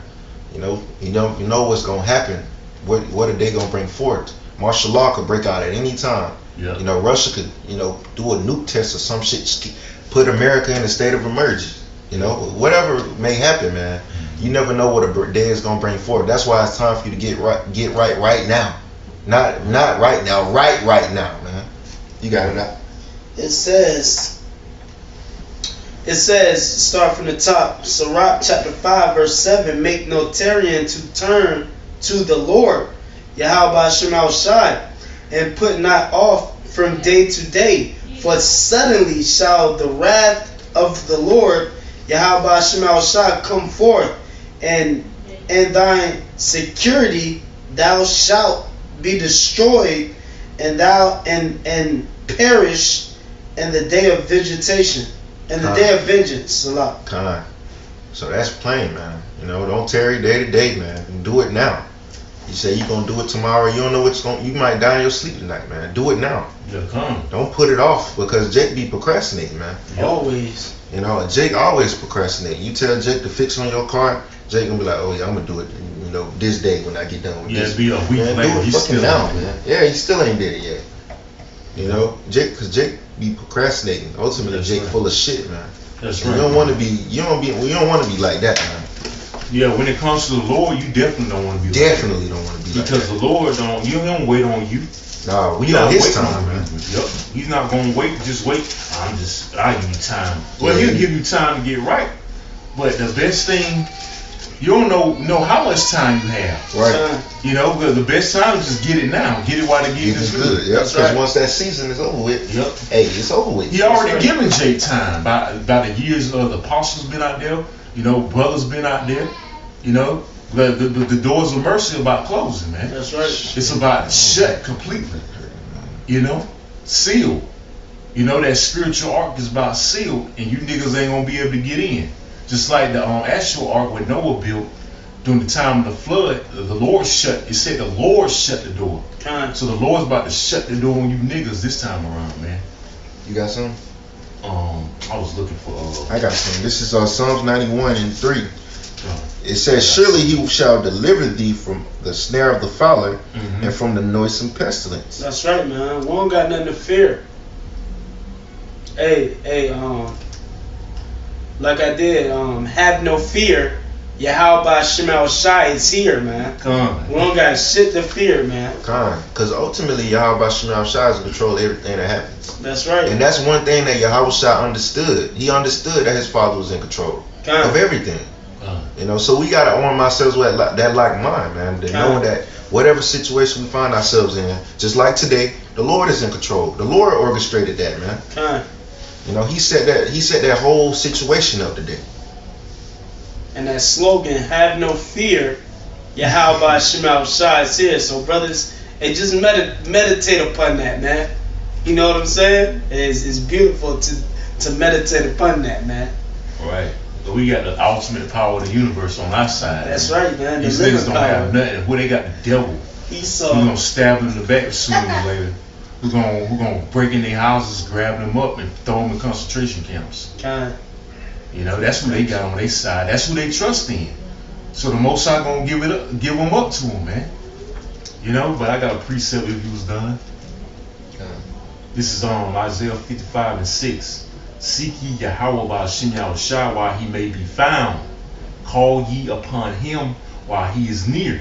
So you can bring it out. Because the Lord is not going to be out here for you people when that day come around. Because once he start executing judgment, it's over with.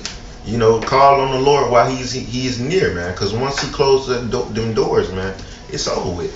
You gonna go through worse things than we don't experience, man.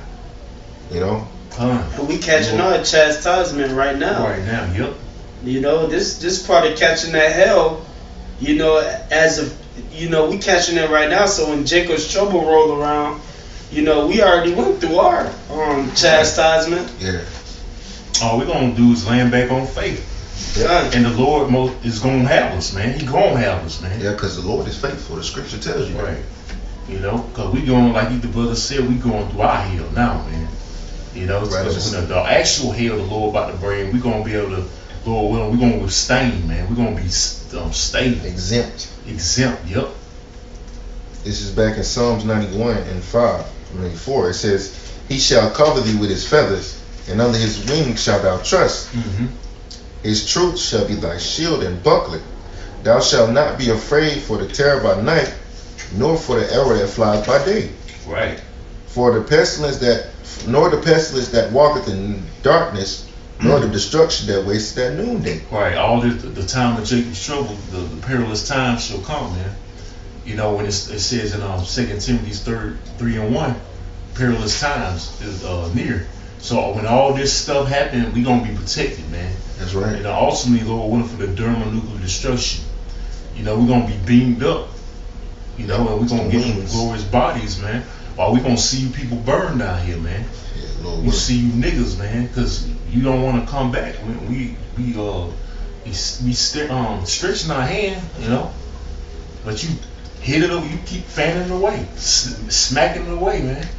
Just like you drowning and then, you know, trying to save you, but you want to drown, man. I got a precept. You got it. Scripture in James. This is say Lord will, because we don't know the best. If it be the Lord will. Yeah. Lord will. Well, it's in James. Okay, we got it. I don't know. I'm trying to phone and search it. It says here.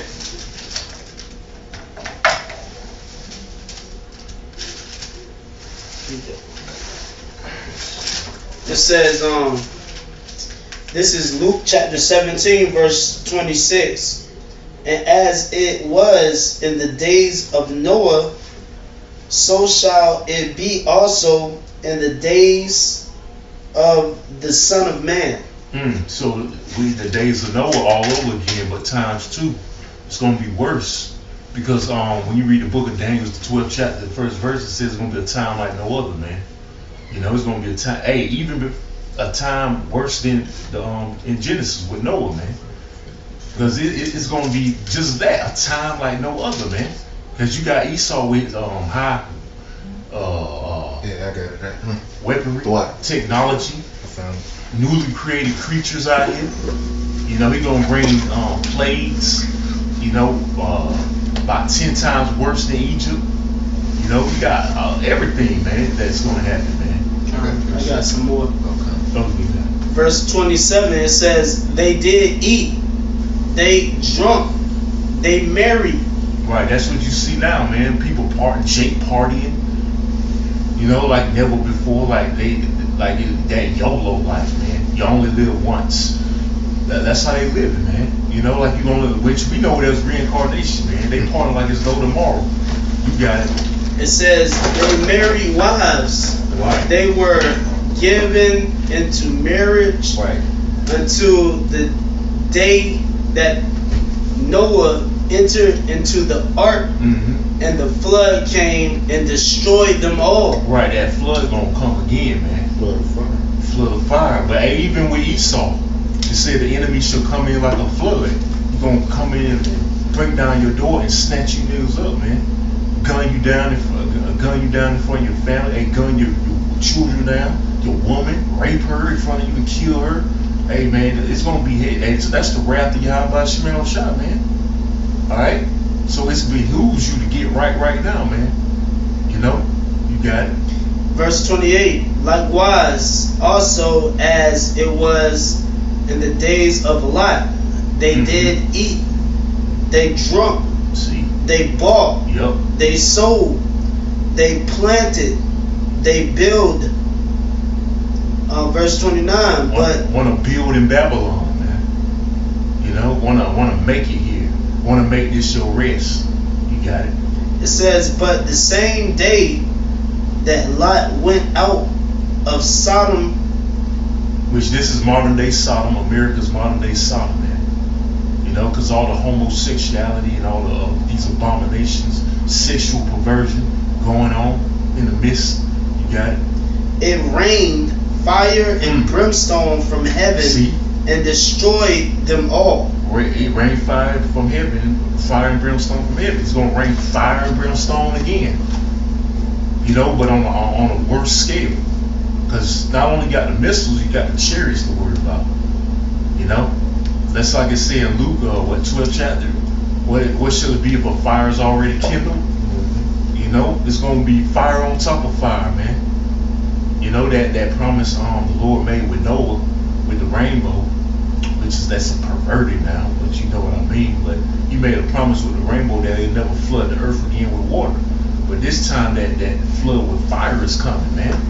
You know, 1 million degree Fahrenheit, man, is coming to the wicked. You know. So again, it behooves you to get right now, because we don't know when the Lord gonna take us out, man. Yeah, I got some. Brothers put some more scriptures up there too. This is James chapter 4 verse 14. It says, whereas ye know not what shall be on the morrow. For what is your life? It is even a vapor that appeareth for a little time and then vanisheth away. That's right. For that ye ought to say, if the Lord will, if Yahweh Ratazah, we will live and do this or that. That's why I said it's important to be like Lord willing, man. That's right. Because you don't know, like every time Lord willing we have camp next week. Lord willing we make it to camp. Lord willing I see you brother next week or whenever, tomorrow, whenever, man. Because we don't know when the Lord will take us out. You know? That's why you gotta be humble, man. That's part of being humble. Because the Lord will take you out at any minute, man. That was it. Yeah, that was it. Yeah, that was it. Ecclesiastes, what that brother had? Ecclesiastes 11. Grab that real quick. Well, we can be about to close it up. We just want to do a quick testimony video. No, brothers. Was it Ciroc? Brothers feel pretty good, man. Brothers got into an accident, but through the spirit and power of Yahweh Shemel Shah, we still here. We still ready to do the work next week. We still ready to do our 3 videos a week. And and we still ready to get down, lay down for Yahweh Shema Shah. That's right. You know? We still, hey, we just keep on ticking, man. Yeah, Hey, if he did take us out, man, we got more brothers, man. Yeah, You ain't doing nothing, Satan. Satan tried to take us out today, man. That's right. The enchantments, man. Yeah, that's right. Scripture Esau says, put his spells on us. You know, these elites actually try to put spells on the men of the Lord, man. I got some real quick. This is Numbers 23 and 23. Surely there is no enchantments against Jacob, neither is there any divination against Israel. According to this time it shall be said of Jacob and of Israel that which was the most high wrath. So it ain't gonna work against the elect, man. That's right. It gonna work against these 2/3 because they not Israel right now. They're a bunch of heathen, man. And like I said, yo, if we were some 2/3, most I could have had a death angel shoot us out of the car. Yep. Have the car flip over. It could have flipped over into the ditch. You know, just could have had the death angel have his way, man. It was an accident in Virginia. It was a car accident. The guy ended all the way up on the damn street sign, on the interstate sign. That be high as hell, man. Damn. We like, how the hell that guy end up that high? It was an angel. Yeah. An angel took his ass up there, man.